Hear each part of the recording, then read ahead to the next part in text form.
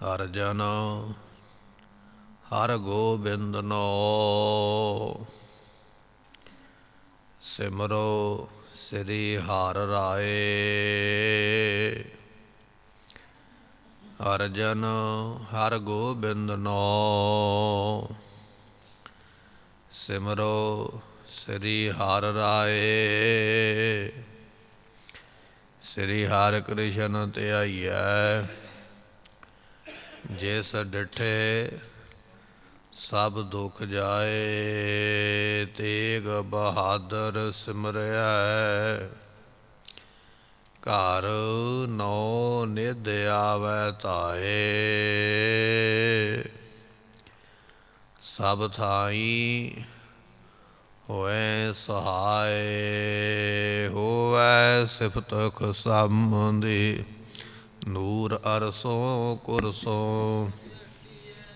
ਤੁਧ ਡਿਠੇ ਸੱਚੇ ਪਾਤਸ਼ਾਹ ਮਲ ਜਨਮ ਜਨਮ ਦੀ ਕੱਟੀਐ। ਤੁਧ ਡਿਠੇ ਸੱਚੇ ਪਾਤਸ਼ਾਹ ਮਲ ਜਨਮ ਜਨਮ ਦੀ ਕੱਟੀਐ।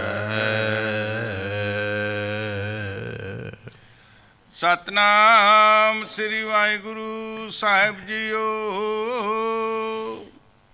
ਮਾਰੂ ਮਹਲਾ ਪੰਜਵਾਂ ਘਰ ਚੌਥਾ ਅਸ਼ਟਪਦੀਆ। ਇੱਕ ਓਂਕਾਰ ਸਤਿਗੁਰ ਪ੍ਰਸਾਦ। ਚਾਂਦਨਾ ਚਾਂਦਨ ਆਂਗਨ ਪ੍ਰਭ ਜੀਓ ਅੰਤਰ ਚਾਂਦਨਾ। ਆਰਾਧਨਾ ਆਰਾਧਨਿਕਾ ਹਰ ਹਰ ਨਾਮ ਆਰਾਧਨਾ। ਚਾਂਦਨਾ ਚਾਂਦਨ ਆਂਗਨ ਪ੍ਰਭ ਜੀਓ ਅੰਤਰ ਚਾਂਦਨਾ। ਵਾਹਿਗੁਰੂ ਜੀ ਕਾ ਖਾਲਸਾ ਵਾਹਿਗੁਰੂ ਜੀ ਕੀ ਫਤਿਹ। ਸਤਿਗੁਰਾਂ ਦੀ ਸਾਜੀ ਨਵਾਜੀ ਗੁਰੂ ਕੀ ਸੰਗਤ। ਅੱਜ ਜਿੱਥੇ ਸਾਨੂੰ ਅੰਮ੍ਰਿਤ ਵੇਲੇ ਦਾ ਇਹ ਦਿਹਾੜਾ ਪ੍ਰਾਪਤ ਹੋ ਰਿਹਾ ਹੈ, ਉੱਥੇ ਅੱਜ ਨਾਲ ਨਾਲ ਮੀਰੀ ਪੀਰੀ ਦੇ ਮਾਲਕ ਸਾਹਿਬ ਗੁਰੂ ਹਰਗੋਬਿੰਦ ਮਹਾਰਾਜ ਸਾਹਿਬ ਜੀ, ਸਮੇਂ ਦੀ ਸਰਕਾਰ ਨੇ ਮਹਾਰਾਜ ਸਾਹਿਬ ਜੀਆਂ ਨੂੰ ਗਵਾਲੀਅਰ ਦੇ ਕਿਲ੍ਹੇ ਵਿੱਚ ਕੈਦ ਕੀਤਾ। ਸਤਿਗੁਰੂ ਪਾਤਸ਼ਾਹ ਮਹਾਰਾਜ ਸਾਹਿਬ ਜੀ ਅੱਜ ਦੇ ਦਿਨ ਰਾਜਿਆਂ ਨੂੰ ਰਿਹਾ ਕਰਵਾ ਕੇ ਦੁਨੀਆ ਦਾ ਭਲਾ ਕਰਦਿਆਂ ਹੋਇਆਂ ਅੰਮ੍ਰਿਤਸਰ ਦੀ ਧਰਤੀ 'ਤੇ ਮਹਾਰਾਜ ਜੀਆਂ ਨੇ ਚਰਨ ਪਾਏ। ਮਹਾਰਾਜ ਸਾਹਿਬ ਜੀ ਦੇ ਆਗਮਨ ਦੀ ਖੁਸ਼ੀ ਦੇ ਵਿੱਚ ਸੰਗਤਾਂ ਨੇ ਘਿਓ ਦੇ ਦੀਵੇ ਬਾਲ ਕੇ ਦੀਪਮਾਲਾ ਕਰਕੇ ਆਪਣੀ ਇਸ ਖੁਸ਼ੀ ਨੂੰ ਪ੍ਰਗਟ ਕੀਤਾ ਹੈ। ਉਹ ਅੱਜ ਬੰਦੀ ਛੋੜ ਦਿਵਸ ਦਿਹਾੜਾ ਜੋ ਹੈ ਆਪਾਂ ਨੂੰ ਪ੍ਰਾਪਤ ਹੋ ਰਿਹਾ ਹੈ। ਮਹਾਰਾਜ ਜੀਆਂ ਦੇ ਇਸ ਇਤਿਹਾਸਕ ਦਿਹਾੜੇ ਦੀ ਵਿਚਾਰ ਵੀ ਆਪਾਂ ਸਰਵਣ ਕਰਾਂਗੇ। ਨਾਲ ਨਾਲ ਜੋ ਸਤਿਗੁਰੂ ਗੁਰਬਾਣੀ ਦਾ ਸ਼ਬਦ ਸਾਨੂੰ ਬਖਸ਼ਿਸ਼ ਕਰ ਰਹੇ ਨੇ ਉਸ ਦੀ ਵਿਚਾਰ ਵੀ ਆਪਾਂ ਸਰਵਣ ਕਰਦੇ ਹਾਂ। ਮਨ ਦੇ ਧਿਆਨ ਨੂੰ ਟਿਕਾਈਏ, ਭਾਵਨਾ ਦੇ ਨਾਲ ਪਾਤਸ਼ਾਹ ਦੇ ਅੰਮ੍ਰਿਤ ਬਚਨ ਸਰਵਣ ਕਰਕੇ ਆਪਣੇ ਜੀਵਨ ਨੂੰ ਅੰਮ੍ਰਿਤਮਈ ਬਣਾਈਏ। ਜੀਵਨ ਸਾਡਾ ਸਫਲਾ ਹੋਵੇ। ਮਿਲ ਕੇ ਆਖੀਏ ਸਤਨਾਮ ਸ੍ਰੀ ਵਾਹਿਗੁਰੂ ਸਾਹਿਬ ਜੀ। ਸਤਨਾਮ ਸ੍ਰੀ ਵਾਹਿਗੁਰੂ ਸਾਹਿਬ ਜੀਓ। ਮਾਰੂ ਮਹਲਾ ਪੰਜਵਾਂ ਘਰ ਚੌਥਾ ਅਸ਼ਟਪਦੀਆ। ਮਾਰੂ ਰਾਗ ਦਾ ਇਹ ਸ਼ਬਦ ਹੈ। ਗੁਰੂ ਅਰਜਨ ਦੇਵ ਪਾਤਸ਼ਾਹ ਜੀ ਨੇ ਇਹ ਸ਼ਬਦ ਸਾਨੂੰ ਬਖਸ਼ਿਸ਼ ਕੀਤਾ ਹੈ। ਜੋ ਸ਼ਬਦ ਆਪਾਂ ਸਰਵਣ ਕਰਨ ਜਾ ਰਹੇ ਹਾਂ, ਇਹ ਸ਼ਬਦ ਨੂੰ ਗੁਰੂ ਅਰਜਨ ਦੇਵ ਪਾਤਸ਼ਾਹ ਨੇ ਉਚਾਰਿਆ ਵੀ ਹੈ ਅਤੇ ਲਿਖਵਾਇਆ ਵੀ ਹੈ। ਚੌਥੇ ਘਰ ਦੇ ਅੰਦਰ ਇਸ ਨੂੰ ਗਾਉਣ ਦਾ ਹੁਕਮ ਹੈ। 8 ਪੌੜੀਆਂ ਦਾ ਇਹ ਸ਼ਬਦ, ਜਿਵੇਂ ਜਪਜੀ ਸਾਹਿਬ ਦੀਆਂ 38 ਪੌੜੀਆਂ ਨੇ, ਇਸ ਤਰ੍ਹਾਂ ਇਸ ਸ਼ਬਦ ਦੀਆਂ 8 ਪੌੜੀਆਂ ਹਨ, ਤਾਂ ਇਸ ਨੂੰ ਅਸ਼ਟਪਦੀ ਕਿਹਾ ਜਾਂਦਾ ਹੈ। 8 ਪੌੜੀਆਂ ਦਾ ਇਹ ਸ਼ਬਦ ਮਹਾਰਾਜ ਫਰਮਾਉਂਦੇ ਹਨ। ਇੱਕ ਓੰਕਾਰ ਸਤਿਗੁਰ ਪ੍ਰਸਾਦ। ਮੰਗਲਾ ਚਰਨ ਬਖਸ਼ਿਸ਼ ਕਰਦੇ ਅਕਾਲ ਪੁਰਖ ਇੱਕ ਹੈ, ਗੁਰੂ ਕਿਰਪਾ ਨਾਲ ਉਸ ਦੀ ਪ੍ਰਾਪਤੀ ਹੁੰਦੀ ਹੈ। ਚਾਂਦਨਾ ਚਾਂਦਨ ਆਂਗਨ। ਗੁਰੂ ਅਰਜਨ ਦੇਵ ਪਾਤਸ਼ਾਹ ਜੀ ਦਾ ਇਹ ਸ਼ਬਦ ਹੈ। ਜਿਸ ਵੇਲੇ ਮੀਰੀ ਪੀਰੀ ਦੇ ਮਾਲਕ ਗੁਰੂ ਹਰਗੋਬਿੰਦ ਮਹਾਰਾਜ ਸਾਹਿਬ ਜੀ ਕੀਰਤਪੁਰ ਸਾਹਿਬ ਦੀ ਧਰਤੀ 'ਤੇ ਸਤਿਗੁਰੂ ਹਰਿ ਰਾਏ ਮਹਾਰਾਜ ਸਾਹਿਬ ਜੀਆਂ ਨੂੰ ਗੁਰਤਾ ਗੱਦੀ ਬਖਸ਼ਿਸ਼ ਕਰਕੇ ਮਹਾਰਾਜ ਸਾਹਿਬ ਜੀਆਂ ਨੇ ਇੱਕ ਕਮਰਾ ਬਣਵਾਇਆ। ਆਪ ਸੰਗਤਾਂ ਨੇ ਲੜੀਵਾਰ ਕਥਾ ਦੇ ਅੰਦਰ ਇਤਿਹਾਸ ਸਰਵਣ ਕੀਤਾ। ਪਾਤਸ਼ਾਹ ਕਹਿੰਦੇ ਕਮਰਾ ਤਿਆਰ ਕਰਵਾਓ ਜਿੱਥੇ ਅੱਜ ਪਤਾਲਪੁਰੀ ਗੁਰੂ ਘਰ ਬਣਿਆ ਨਾ, ਇੱਥੇ ਸੋਹਣਾ ਕਮਰਾ ਤਿਆਰ ਕਰਵਾ ਕੇ ਮਹਾਰਾਜ ਸਾਹਿਬ ਜੀ ਉਸ ਵੇਲੇ ਸਾਰੀ ਸੰਗਤ ਨੂੰ ਜਦੋਂ ਅਖੀਰਲਾ ਦਰਸ਼ਨ ਬਖਸ਼ਿਸ਼ ਕੀਤਾ ਤੇ ਸੰਗਤਾਂ ਨੇ ਆਖਿਆ ਮਹਾਰਾਜ ਸਾਹਿਬ ਜੀ ਆਪ ਜਾਂਦੀ ਵਾਰ ਦਾ ਸਾਨੂੰ ਉਪਦੇਸ਼ ਦਿਓ, ਸਾਡਾ ਭਲਾ ਹੋਵੇ। ਸੰਗਤ ਦੀ ਬੇਨਤੀ ਮੰਨ ਕੇ ਮਹਾਰਾਜ ਸਾਹਿਬ ਜੀ ਸੱਚਖੰਡ ਜਾਣ ਤੋਂ ਪਹਿਲਾਂ ਕੀਰਤਪੁਰ ਸਾਹਿਬ ਦੀ ਧਰਤੀ 'ਤੇ ਇਹ ਜੋ ਸ਼ਬਦ ਗੁਰੂ ਅਰਜਨ ਦੇਵ ਪਾਤਸ਼ਾਹ ਨੇ ਬਖਸ਼ਿਆ ਹੈ, ਇਸੇ ਸ਼ਬਦ ਨੂੰ ਹੀ ਮਹਾਰਾਜ ਨੇ ਪੜ੍ਹਿਆ। ਪਾਤਸ਼ਾਹ ਕਹਿਣ ਲੱਗੇ ਭਾਈ ਸੰਗਤ, ਇਹ ਸ਼ਬਦ ਦੇ ਵਿੱਚ ਸਾਰਾ ਕੁਝ ਹੀ ਪ੍ਰਾਪਤ ਹੁੰਦਾ ਹੈ। ਇਸ ਸ਼ਬਦ ਵਿੱਚ ਹੀ ਸਾਰਾ ਗਿਆਨ ਹੈ। ਇਸੇ ਸ਼ਬਦ ਦੇ ਵਿੱਚ ਹੀ ਮਨੁੱਖਾ ਜੀਵਨ ਜਿਉਣ ਦੀ ਜਾਂਚ ਦੱਸੀ ਮਹਾਰਾਜ ਜੀਆਂ ਨੇ। ਇਹ ਸ਼ਬਦ ਪੜ੍ਹ ਕੇ ਉਸ ਵੇਲੇ ਸੰਗਤ ਨੂੰ ਮਹਾਰਾਜ ਨੇ ਸਰਵਣ ਕਰਵਾਇਆ ਤੇ ਉਪਦੇਸ਼ ਦਿੱਤਾ। ਆਪ ਮਹਾਰਾਜ ਸਾਹਿਬ ਜੀ ਉਸ ਕਮਰੇ ਦੇ ਅੰਦਰ ਚਲੇ ਗਏ। ਨਾਲ ਹੀ ਬਚਨ ਕੀਤਾ ਕਿ ਇਸ ਕਮਰੇ ਦਾ ਦਰਵਾਜ਼ਾ ਬੰਦ ਕਰ ਦਿਓ ਅਤੇ 48 ਘੰਟੇ ਇਸ ਕਮਰੇ ਦਾ ਦਰਵਾਜ਼ਾ ਨਹੀਂ ਖੋਲ੍ਹਣਾ ਹੈ। ਗੁਰੂ ਹਰਗੋਬਿੰਦ ਪਾਤਸ਼ਾਹ ਜੀ ਕਮਰੇ ਦੇ ਅੰਦਰ ਜਾ ਕੇ ਚੌਂਕੜਾ ਲਾ ਕੇ ਕੁਸਾ ਆਸਨ ਵਿਛਾ ਕੇ ਮਹਾਰਾਜ ਬੈਠ ਗਏ।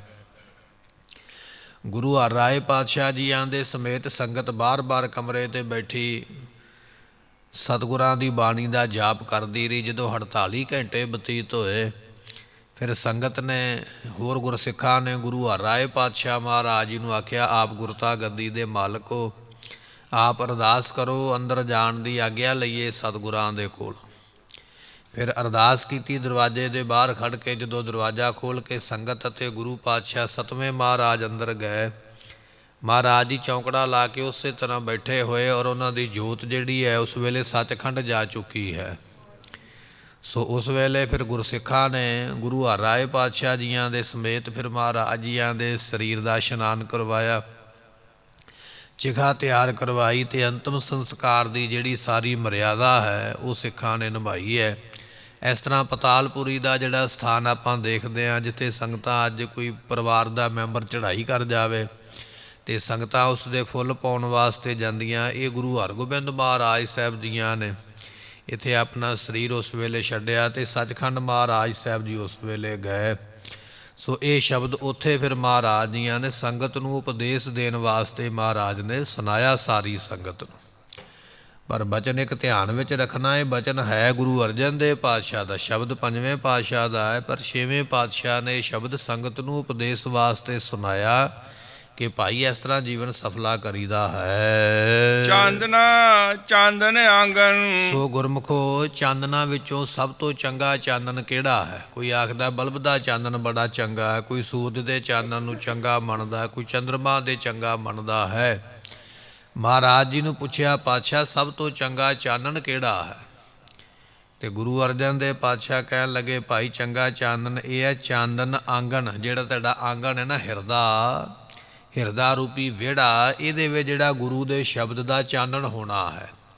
ਗਿਆਨ ਅੰਜਨ ਗੁਰ ਦੀਆ। ਸੋ ਇਹ ਜਿਹੜਾ ਗੁਰੂ ਨੇ ਗਿਆਨ ਬਖਸ਼ਿਸ਼ ਕੀਤਾ ਤੁਹਾਡੇ ਹਿਰਦੇ ਵਿੱਚ, ਇਹਦਾ ਗਿਆਨ ਦਾ ਪ੍ਰਕਾਸ਼ ਹੋ ਜਾਵੇ, ਇਹ ਸਭ ਤੋਂ ਵੱਡਾ ਚਾਨਣ ਹੈ। ਜੇ ਸੋ ਚੰਦਾ ਉਗਵੈ ਸੂਰਜ ਚੜ੍ਹੇ ਹਜ਼ਾਰ, ਇਤੇ ਚਾਨਣ ਹੁੰਦਿਆਂ ਗੁਰਬਿਨ ਘੋਰ ਅੰਧਾਰ। ਇਹ ਬਚਨ ਮਹਾਰਾਜ ਜੀਆਂ ਦੇ ਸੂਰਜ ਚੰਦਰਮਾ ਤੇ ਬਾਹਰ ਪ੍ਰਕਾਸ਼ ਕਰ ਦੇਣਗੇ, ਧਰਤੀ ਦੇ ਉੱਪਰ ਪ੍ਰਕਾਸ਼ ਹੋ ਜਾਵੇਗਾ, ਪਰ ਸੂਰਜ ਅਤੇ ਚੰਦਰਮਾ ਦੀ ਜਿਹੜੀ ਰੌਸ਼ਨੀ ਹੈ ਤੁਹਾਡੇ ਅੰਦਰ ਹਿਰਦੇ ਦੇ ਨਹੀਂ ਜਾਣੀ। ਹਿਰਦੇ ਵਿੱਚ ਉਸੇ ਤਰ੍ਹਾਂ ਹੀ ਅਗਿਆਨਤਾ ਦਾ ਹਨੇਰਾ ਬਣਿਆ ਹੈ। ਜਿਹੜਾ ਅੰਦਰ ਗਿਆਨ ਪ੍ਰਕਾਸ਼ ਕਰ ਦੇਣਾ, ਇਹ ਸਭ ਤੋਂ ਚੰਗਾ ਚਾਨਣ ਹੈ। ਗੁਰਮੁਖੋ, ਆਪਾਂ ਸ਼ਬਦ ਪੜ੍ਹਦੇ ਹਾਂ ਗੁਰੂ ਸ਼ਬਦ ਦਾ ਅਰਥ ਹੀ ਇਹ ਹੈ, ਗੋ ਨਾਮ ਹਨੇਰੇ ਦਾ ਹੈ। ਜਿੱਥੇ ਅੰਧਕਾਰ ਹੋਵੇ, ਬਿਲਕੁਲ ਹਨੇਰਾ ਹੋਵੇ, ਤੇ ਰੂ ਨਾਮ ਪ੍ਰਕਾਸ਼ ਦਾ ਹੈ। ਦੋ ਸ਼ਬਦ ਨੇ ਨਾ, ਗੁਰੂ ਗੱਗਾ ਤੇ ਰਾਰਾ। ਗੱਗੇ ਨੂੰ ਔਂਕੜ ਤੋਂ ਭਾਵ ਹੈ ਹਨੇਰਾ, ਤੇ ਰਾਰੇ ਨੂੰ ਦਲੈਂਕੜ ਤੋਂ ਭਾਵ ਹੈ ਪ੍ਰਕਾਸ਼। ਜਿਹੜਾ ਹਨੇਰੇ ਦੀ ਥਾਂ 'ਤੇ ਪ੍ਰਕਾਸ਼ ਕਰ ਦੇਵੇ ਉਹਨੂੰ ਗੁਰੂ ਕਿਹਾ ਜਾਂਦਾ ਹੈ। ਅੱਜ ਕੱਲ੍ਹ ਭਾਵੇਂ ਪਖੰਡੀ ਸੰਸਾਰੀ ਬੜੇ ਗੁਰੂ ਬਣੇ ਬੈਠੇ, ਪਰ ਅਸਲੀ ਗੁਰੂ ਜਿਹੜਾ ਹੈ ਅਗਿਆਨਤਾ ਦੇ ਹਨੇਰੇ ਨੂੰ ਦੂਰ ਕਰਕੇ ਗਿਆਨ ਦਾ ਪ੍ਰਕਾਸ਼ ਕਰੇ। ਸੋ ਮਹਾਰਾਜ ਨੇ ਆਖਿਆ, ਇੱਥੇ ਚਾਨਣ ਹੁੰਦਿਆਂ ਗੁਰਬਿਨ ਘੋਰ ਅੰਧਾਰ। ਦੁਨੀਆ 'ਤੇ ਰੋਸ਼ਨੀ ਭਾਵੇਂ ਜਿੰਨੀ ਮਰਜ਼ੀ ਹੋਵੇ, ਪਰ ਗੁਰੂ ਸ਼ਬਦ ਬਿਨਾਂ ਹਿਰਦੇ ਵਿੱਚ ਪ੍ਰਕਾਸ਼ ਨਹੀਂ ਹੁੰਦਾ ਹੈ। ਗੁਰੂ ਅਰਜਨ ਦੇਵ ਪਾਤਸ਼ਾਹ ਕਹਿਣ ਲੱਗੇ, ਚਾਨਣਾ ਚਾਨਣ ਆਂਗਣ। ਸਾਰਿਆਂ ਚਾਨਣਾਂ ਦੇ ਵਿੱਚੋਂ ਜਿਹੜਾ ਹਿਰਦੇ ਵਿੱਚ ਚਾਨਣ ਗਿਆਨ ਦਾ ਹੋਣਾ ਹੈ। ਪਾਤਸ਼ਾਹ ਫਰਮਾਉਂਦੇ ਹਨ, ਆਪ ਜੀਓ ਅੰਤਰ ਚਾਨਣਾ। ਇਹ ਜਿਹੜਾ ਅੰਦਰ ਹਿਰਦੇ ਦੇ ਚਾਨਣ ਹੋਣਾ, ਇਹ ਸਭ ਤੋਂ ਸ੍ਰੇਸ਼ਟ ਚਾਨਣ ਮੰਨਿਆ ਹੈ। ਗੁਰਮੁਖੋ, ਸੰਸਾਰੀ ਲੋਕਾਂ ਨੇ ਜੋਤੀ ਮੰਨਿਆ ਹੈ ਕਿ ਇਹ ਚੰਦਰਮਾ ਦਾ, ਇਹ ਸੂਰਜ ਦਾ ਪ੍ਰਕਾਸ਼ ਹੈ, ਇਹ ਧਾਰਮਿਕ ਗ੍ਰੰਥਾਂ ਦਾ ਪ੍ਰਕਾਸ਼ ਹੈ, ਪਰ ਸਭ ਤੋਂ ਚੰਗਾ ਪ੍ਰਕਾਸ਼ ਗੁਰੂ ਸ਼ਬਦ ਦਾ ਹੈ। ਆਪਾਂ ਬਚਨ ਪੜ੍ਹਦੇ ਹਾਂ, ਰਾਜਸ ਤਾਮਸ ਸਾਤਕ, ਰਾਜਸੀ ਤਾਮਸੀ ਸਾਤਕੀ ਜਿਹੜਾ ਸੁਭਾਅ ਪੜ੍ਹਦੇ ਹਾਂ, ਉਹਦੇ ਵਿੱਚ ਵੀ ਬਚਨ ਆਉਂਦਾ ਵੀ ਇੱਕ ਚਾਨਣ ਉਹ ਹੈ ਜਿਹੜਾ ਚੰਦਰਮਾ ਅਤੇ ਸੂਰਜ ਤੋਂ ਪ੍ਰਾਪਤ ਹੁੰਦਾ ਹੈ। ਇੱਕ ਚਾਨਣ ਉਹ ਹੈ ਜਿਹੜਾ ਧਾਰਮਿਕ ਗ੍ਰੰਥ ਤੋਂ ਪ੍ਰਾਪਤ ਹੋਇਆ। ਕਿਸੇ ਨੇ ਵੇਦ ਪੜ੍ਹ ਲਿਆ, ਸ਼ਾਸਤਰ ਪੜ੍ਹ ਲਿਆ, ਧਾਰਮਿਕ ਗ੍ਰੰਥ ਪੜ੍ਹ ਲਿਆ, ਉਹਦੇ ਤੋਂ ਗਿਆਨ ਪ੍ਰਾਪਤ ਹੋ ਗਿਆ। ਸੋ ਉਹ ਦੂਜਾ ਚਾਨਣ ਮੰਨਿਆ ਹੈ। ਤੀਜਾ ਚਾਨਣ ਉਹ ਮੰਨਿਆ ਗ੍ਰੰਥ ਨੂੰ ਪੜ੍ਹ ਕੇ ਫਿਰ ਉਹਦੀ ਕਮਾਈ ਕਰਨੀ, ਕਮਾਈ ਕਰਕੇ ਫਿਰ ਉਸ ਪਦਵੀ 'ਤੇ ਪਹੁੰਚ ਜਾਣਾ ਜਿਹੜੀ ਪਦਵੀ ਗ੍ਰੰਥ ਵਿੱਚ ਲਿਖੀ ਹੈ ਨਾ, ਵੀ ਤੁਸੀਂ ਆਹ ਕਾਰਜ ਕਰੋਗੇ ਅਤੇ ਤੁਸੀਂ ਇਸ ਮੰਜ਼ਿਲ 'ਤੇ ਪਹੁੰਚੋਗੇ, ਉਸ ਮੰਜ਼ਿਲ 'ਤੇ ਪਹੁੰਚ ਜਾਣਾ। ਇਹ ਤੀਜੇ ਨੰਬਰ ਦਾ ਚਾਨਣ ਹੈ। ਸੋ ਮਹਾਰਾਜ ਕਹਿਣ ਲੱਗੇ, ਭਾਈ ਇਹਨਾਂ ਸਾਰੇ ਚਾਨਣਾਂ ਦੇ ਨਾਲੋਂ ਪਰਮੇਸ਼ਰ ਦੇ ਨਾਮ ਦਾ ਜਿਹੜਾ ਗਿਆਨ ਪ੍ਰਕਾਸ਼ ਪ੍ਰਾਪਤ ਹੋਣਾ, ਇਹ ਸਭ ਤੋਂ ਸ੍ਰੇਸ਼ਟ ਚਾਨਣ ਹੈ। ਇਹਦੇ ਵਰਗਾ ਹੋਰ ਕੋਈ ਚਾਨਣ ਨਹੀਂ ਹੈ। ਆਰਾਧਨਾ ਆਰਾਧਨਿਕਾ। ਸੋ ਜਿਨ੍ਹਾਂ ਗੁਰਮੁਖਾਂ ਨੇ ਨਾਮ ਦਾ ਆਰਾਧਨ ਕੀਤਾ ਹੈ, ਦੁਨੀਆ ਦੇ ਲੋਕ ਕੋਈ ਮੰਤਰਾਂ ਦਾ ਆਰਾਧਨ ਕਰਦਾ ਹੈ, ਕੋਈ ਸ਼ਿਲੇ ਕੱਟਦਾ ਪਿਆ ਹੈ, ਕੋਈ ਸਰੋਵਰਾਂ ਦੇ ਕਿਨਾਰਿਆਂ 'ਤੇ ਬੈਠਾ ਹੈ, ਕੋਈ ਜਾ ਕੇ ਇਸ ਵੇਲੇ ਮਸਾਣਾਂ ਵਿੱਚ ਬੈਠਾ ਹੈ, ਸਿਵਿਆਂ ਦੇ ਵਿੱਚ ਬੈਠਾ ਹੈ, ਕੋਈ ਜਾ ਕੇ ਖੂਹਾਂ ਦੇ ਉੱਪਰ ਬੈਠਾ। ਦੁਨੀਆ ਦੇ ਲੋਕ ਮੰਤਰ ਆਰਾਧਦੇ ਪਏ, ਇੱਥੋਂ ਆਹ ਮੰਤਰ ਪੜ੍ਹਾਂਗਾ ਮੈਨੂੰ ਆਹ ਸਿੱਧੀ ਮਿਲ ਜਾਵੇ। ਗੁਰੂ ਪਾਤਸ਼ਾਹ ਨੂੰ ਪੁੱਛਿਆ, ਮਹਾਰਾਜ ਆਰਾਧਨੇ ਵਿੱਚੋਂ ਸਭ ਤੋਂ ਚੰਗਾ ਆਰਾਧਨਾ ਕਿਹੜਾ ਹੈ? ਕਿਸ ਗੱਲ ਦਾ ਆਰਾਧਨ ਕਰੀਏ ਸਾਡਾ ਭਲਾ ਹੋਵੇ? ਤੇ ਪਾਤਸ਼ਾਹ ਫਰਮਾਉਂਦੇ ਹਨ, ਆਰਾਧਨਾ ਆਰਾਧਨਿਕਾ, ਹਰ ਹਰ ਨਾਮ ਆਰਾਧਨਾ। ਮਹਾਰਾਜ ਕਹਿਣ ਲੱਗੇ, ਭਾਈ ਜਿਹੜਾ ਪਰਮੇਸ਼ਰ ਦੇ ਨਾਮ ਦਾ ਆਰਾਧਨ ਕਰਨਾ ਨਾ, ਇਹ ਸਭ ਤੋਂ ਚੰਗਾ ਹੈ। ਕੋਈ ਕਾਲਾ ਇਲਮ ਪੜ੍ਹੀ ਬੈਠਾ ਹੈ, ਕੋਈ ਲਾਲ ਕਿਤਾਬ ਦਾ ਮਾਹਰ ਹੈ, ਕਿਸੇ ਨੇ ਕੋਈ ਭੂਤ ਵਸ ਕੀਤਾ ਹੈ, ਕੋਈ ਜਿੰਨ ਵਸ ਕਰਕੇ ਬੈਠਾ ਹੈ, ਕਿਸੇ ਨੇ ਕੋਈ ਦੇਵੀ ਦੇਵਤਾ ਵਸ ਵਿੱਚ ਕੀਤਾ ਹੋਇਆ ਹੈ। ਕਿਵੇਂ ਕੀਤਾ? ਆਰਾਧ ਕੇ, ਮੰਤਰ ਪੜ੍ਹ ਪੜ੍ਹ ਕੇ। ਮਹਾਰਾਜ ਜੀ ਨੂੰ ਪੁੱਛਿਆ, ਸਤਿਗੁਰੂ ਪਾਤਸ਼ਾਹ ਕਹਿਣ ਲੱਗੇ, ਆਰਾਧਨਾ ਚਾਹੁੰਦੇ ਹੋ ਤੇ ਪਰਮਾਤਮਾ ਦੇ ਨਾਮ ਨੂੰ ਆਰਾਧੋ ਭਾਈ। ਸਾਰਿਆਂ ਆਰਾਧਨਾ ਦੇ ਵਿੱਚੋਂ, ਸਾਰਿਆਂ ਨਾਮਾਂ ਦੇ ਵਿੱਚੋਂ ਉਹਦਾ ਨਾਮ ਇੱਕ ਚੰਗਾ ਹੈ। ਉਹਦੇ ਨਾਮ ਨੂੰ ਆਰਾਧੇਗਾ, ਸਾਰੀਆਂ ਰਿੱਧੀਆਂ ਸਿੱਧੀਆਂ ਬਰਕਤਾਂ ਭੰਡਾਰੇ ਵਸਤੂਆਂ ਜਿਹੜੀਆਂ ਉਹ ਤੇਰੇ ਕੋਲ ਪ੍ਰਾਪਤ ਹੋ ਜਾਣੀਆਂ। ਐਸਾ ਉਸ ਪਰਮਾਤਮਾ ਦਾ ਨਾਮ ਹੈ। ਗੁਰਮੁਖੋ, ਭਗਤ ਨਾਮਦੇਵ ਜੀ ਨਾ ਇੱਕ ਵਾਰੀ ਮਾਰਵਾੜੀਆਂ ਦੇ ਇਲਾਕੇ ਵਿੱਚ ਚਲੇ ਗਏ, ਨਾਲ ਨੇ ਉਹਨਾਂ ਦੇ ਗੁਰੂ ਗਿਆਨਦੇਵ। ਅਤੇ ਜਦੋਂ ਮਾਰਵਾੜੀਆਂ ਦੇ ਇਲਾਕੇ ਵਿੱਚ ਗਏ ਨਾ, ਅਤੇ ਉਸ ਵੇਲੇ ਕੀ ਹੋਇਆ ਕਰਦਾ ਵੀ ਖੂਹਾਂ ਦੇ ਉੱਪਰ ਤਖਤੇ ਲਾ ਕੇ ਨਾ, ਅਤੇ ਖੂਹਾਂ ਨੂੰ ਜੰਦਰਾ ਮਾਰ ਦਿੱਤਾ ਜਾਂਦਾ ਵੀ ਹੁਣ ਪਾਣੀ ਭਰਨ ਦਾ ਸਮਾਂ ਨਹੀਂ ਹੈ। ਪਾਣੀ ਭਰਨ ਦਾ ਇੱਕ ਸਮਾਂ ਦਿੱਤਾ ਗਿਆ ਵੀ ਇਸ ਵੇਲੇ ਆ ਕੇ ਪਾਣੀ ਭਰ ਲਓ, ਜਿਹੜਾ ਨਹੀਂ ਆਵੇਗਾ, ਜਿਵੇਂ ਅੱਜ ਆਪਣਾ ਸਰਕਾਰੀ ਨਾਲ ਆਉਂਦਾ ਨਾ, ਸਰਕਾਰੀ ਪਾਣੀ ਆਉਂਦਾ, ਇੱਕ ਸਮਾਂ ਹੈ ਵੀ ਜੇ ਪਾਣੀ ਭਰਨਾ ਤੇ ਰੱਖ ਲਓ, ਬਾਅਦ ਵਿੱਚ ਇੰਨੇ ਘੰਟੇ ਪਾਣੀ ਨਹੀਂ ਆਉਣਾ ਹੈ। ਇਹ ਮਾਰਵਾੜੀਆਂ ਨੇ ਇਸੇ ਤਰ੍ਹਾਂ ਹੀ ਕੀਤਾ ਕਿ ਪਾਣੀ ਭਰ ਕੇ ਲੈ ਜਾਓ, ਮੁੜ ਕੇ ਉਹਨੂੰ ਤਾਲਾ ਲਾ ਦੇਣਾ, ਉੱਤੇ ਤਖਤੇ ਲਾਏ ਹੋਏ ਅਤੇ ਤਾਲਾ ਲਾ ਕੇ ਚਾਬੀ ਲੈ ਜਾਣੀ।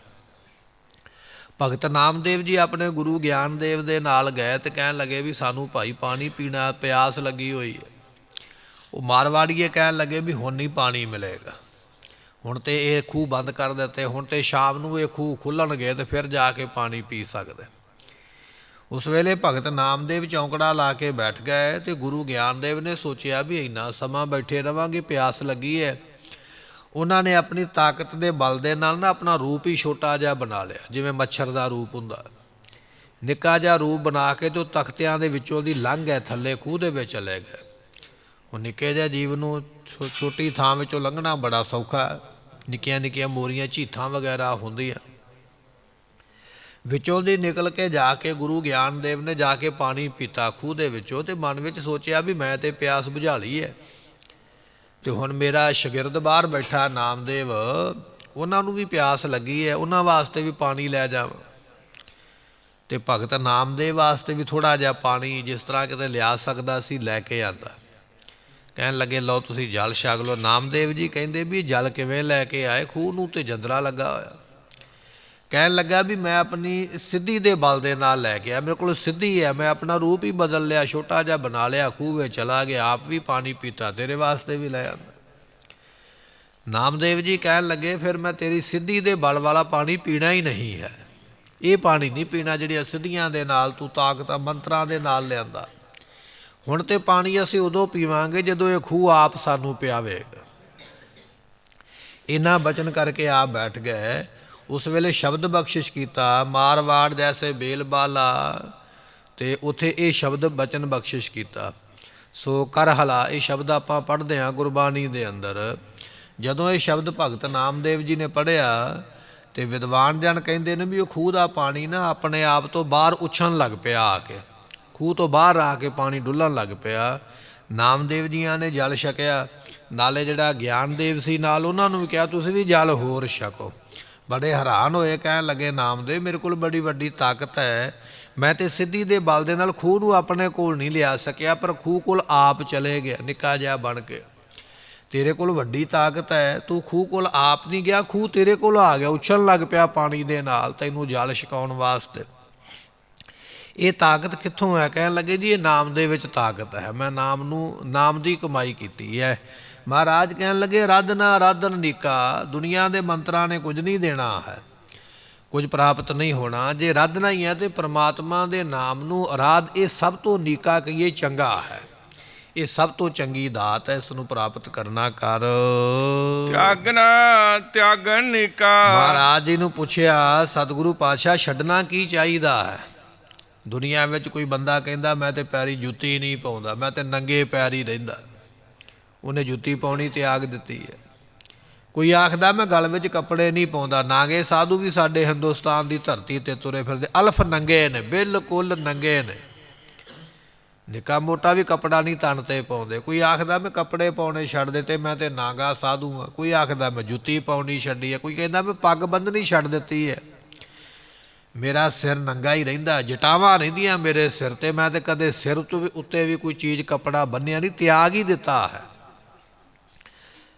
ਇਹ ਦੁਨੀਆ ਦੇ ਲੋਕਾਂ ਨੇ ਤਿਆਗ ਕੀਤਾ ਹੈ, ਕੋਈ ਕੱਪੜੇ ਦਾ ਤਿਆਗ ਕਰਦਾ ਹੈ, ਕੋਈ ਪੱਗ ਦਾ ਤਿਆਗ ਕਰਦਾ ਹੈ, ਕੋਈ ਜੁੱਤੀ ਦਾ ਤਿਆਗ ਕਰ ਦਿੰਦਾ ਹੈ, ਅਤੇ ਕਈਆਂ ਨੇ ਮਾਂ ਬਾਪ ਦਾ ਵੀ ਤਿਆਗ ਕਰ ਦਿੱਤਾ ਹੈ ਵੀ ਘਰੇ ਨਹੀਂ ਰਹਿਣਾ ਹੈ, ਕਈਆਂ ਨੇ ਘਰ ਦਾ ਹੀ ਤਿਆਗ ਕਰ ਦਿੱਤਾ, ਘਰ ਹੀ ਛੱਡ ਦਿੱਤਾ ਹੈ, ਦੇਸ਼ ਛੋੜ ਪਰਦੇਸੈ ਧਾਇਆ ਵਾਲੀ ਗੱਲ ਬਣ ਗਈ ਹੈ, ਘਰ ਵੀ ਨਹੀਂ ਰਹਿਣਾ ਹੈ।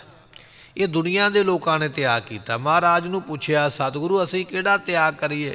ਤੇ ਮਹਾਰਾਜ ਫਰਮਾਉਂਦੇ ਹਨ ਕਾਮ ਕ੍ਰੋਧ ਲੋਭ ਤਿਆਗਣਾ।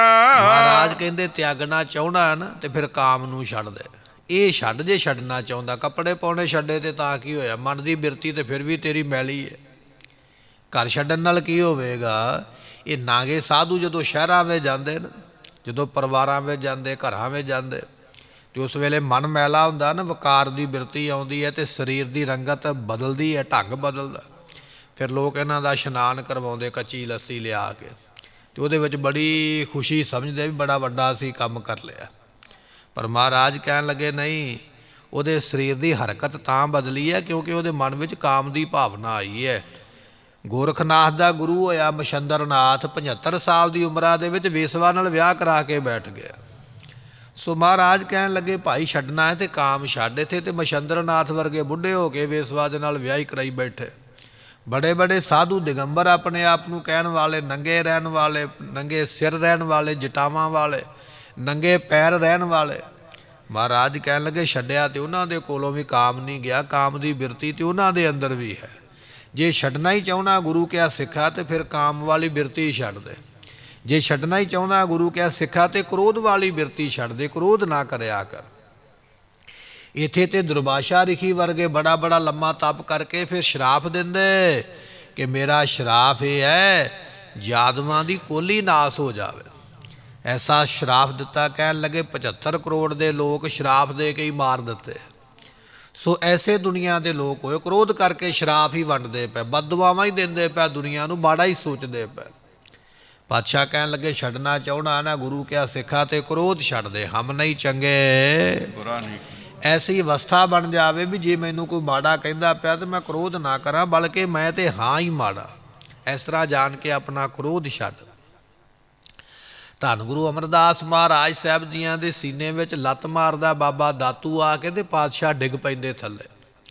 ਸਰੀਰ ਵੀ ਬਜ਼ੁਰਗ ਹੈ, ਉਮਰਾਂ ਵਿੱਚ ਵੀ ਵੱਡੇ, ਤੇ ਪਦਵੀ ਤੇ ਉਹਨਾਂ ਕੋਲ ਹੈ ਹੀ ਵੱਡੀ, ਇਸ ਵੇਲੇ ਗੁਰੂ ਅੰਗਦ ਸਾਹਿਬ ਦਾ ਹੀ ਰੂਪ ਨੇ, ਪਰ ਕ੍ਰੋਧ ਵਾਲਾ ਬਚਨ ਕੋਈ ਨਹੀਂ, ਸ਼ਰਾਪ ਵਾਲਾ ਕੋਈ ਨਹੀਂ। ਸਗੋਂ ਆਖਿਆ ਬਾਬਾ ਦਾਤੂ ਚੰਗਾ ਹੀ ਕੀਤਾ ਲੱਤ ਮਾਰੀਏ, ਸਾਨੂੰ ਅਕਲ ਆ ਗਈ ਹੈ ਵੀ ਤੁਹਾਡੇ ਵਰਗੇ ਸਾਹਿਬਜ਼ਾਦਿਆਂ ਦਾ, ਮਹਾਂਪੁਰਖਾਂ ਦਾ ਸਤਿਕਾਰ ਕਰਨਾ ਚਾਹੀਦਾ, ਉੱਠਣਾ ਚਾਹੀਦਾ ਹੈ।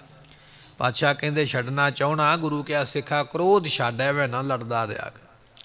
ਤੇ ਕ੍ਰੋਧ ਤੋਂ ਗੁਰਮੁਖੋ ਇੰਨਾ ਵੱਧ ਗਿਆ ਵੀ ਤੁਸੀਂ ਸੜਕ 'ਤੇ ਤੁਰੇ ਜਾਂਦੇ ਕਿਤੇ ਥੋੜ੍ਹਾ ਜਿਹਾ ਸਮਾਂ ਪਿਛਲੀ ਗੱਡੀ ਨੂੰ ਰਾਹ ਨਾ ਦਿਓ, ਤੇ ਪਹਿਲਾਂ ਤੇ ਅਗਲਾ ਹਾਰਨ ਮਾਰਦਾ, ਫਿਰ ਲਾਈਟਾਂ ਮਾਰਦਾ, ਨਹੀਂ ਗੱਲ ਬਣੀ, ਫਿਰ ਕੋਲੋਂ ਲੰਘਦਾ ਗਾਲਾਂ ਵੀ ਕੱਢ ਕੇ ਜਾਂਦਾ। ਇੰਨਾ ਕ੍ਰੋਧ ਦੀ ਦੁਨੀਆ ਭਰ ਗਈ ਹੈ, ਹੌਸਲਾ ਨਹੀਂ ਰਹਿ ਗਿਆ ਹੈ। ਮਹਾਰਾਜ ਕਹਿਣ ਲੱਗੇ ਛੱਡਣਾ ਚਾਹੁੰਦਾ ਤੇ ਕ੍ਰੋਧ ਛੱਡ ਦੇ ਭਾਈ। ਸਤਿਗੁਰੂ ਹੋਰ ਕੀ ਤਿਆਗਣਾ ਚਾਹੀਦਾ? ਗੁਰੂ ਅਰਜਨ ਦੇਵ ਪਾਤਸ਼ਾਹ ਕਹਿੰਦੇ ਤਿਆਗਣਾ ਚਾਹੁੰਦਾ ਤੇ ਫਿਰ ਲੋਭ ਤਿਆਗ ਦੇ ਭਾਈ। ਇਹ ਲੋਭ ਜਿਹੜਾ ਹੈ ਨਾ, ਇਹ ਵੱਡਿਆਂ ਵੱਡਿਆਂ ਨੂੰ ਆਪਣੇ ਵਸੀਕਾਰ ਕਰ ਲੈਂਦਾ ਹੈ। ਸੋ ਪਾਤਸ਼ਾਹ ਕਹਿੰਦੇ ਲੋਭ ਦੇ ਵਿੱਚ ਆ ਕੇ ਲੋਕ ਆਪਣਿਆਂ ਦੇ ਕਤਲ ਕਰ ਦਿੰਦੇ। ਵੇਖ ਔਰੰਗਜ਼ੇਬ ਨੇ ਆਪਣੇ ਸਕੇ 3 ਭਰਾ ਮਾਰ ਦਿੱਤੇ, ਕਾਹਦੇ ਵਾਸਤੇ? ਲੋਭ ਦੇ ਵਿੱਚ ਆ ਕੇ।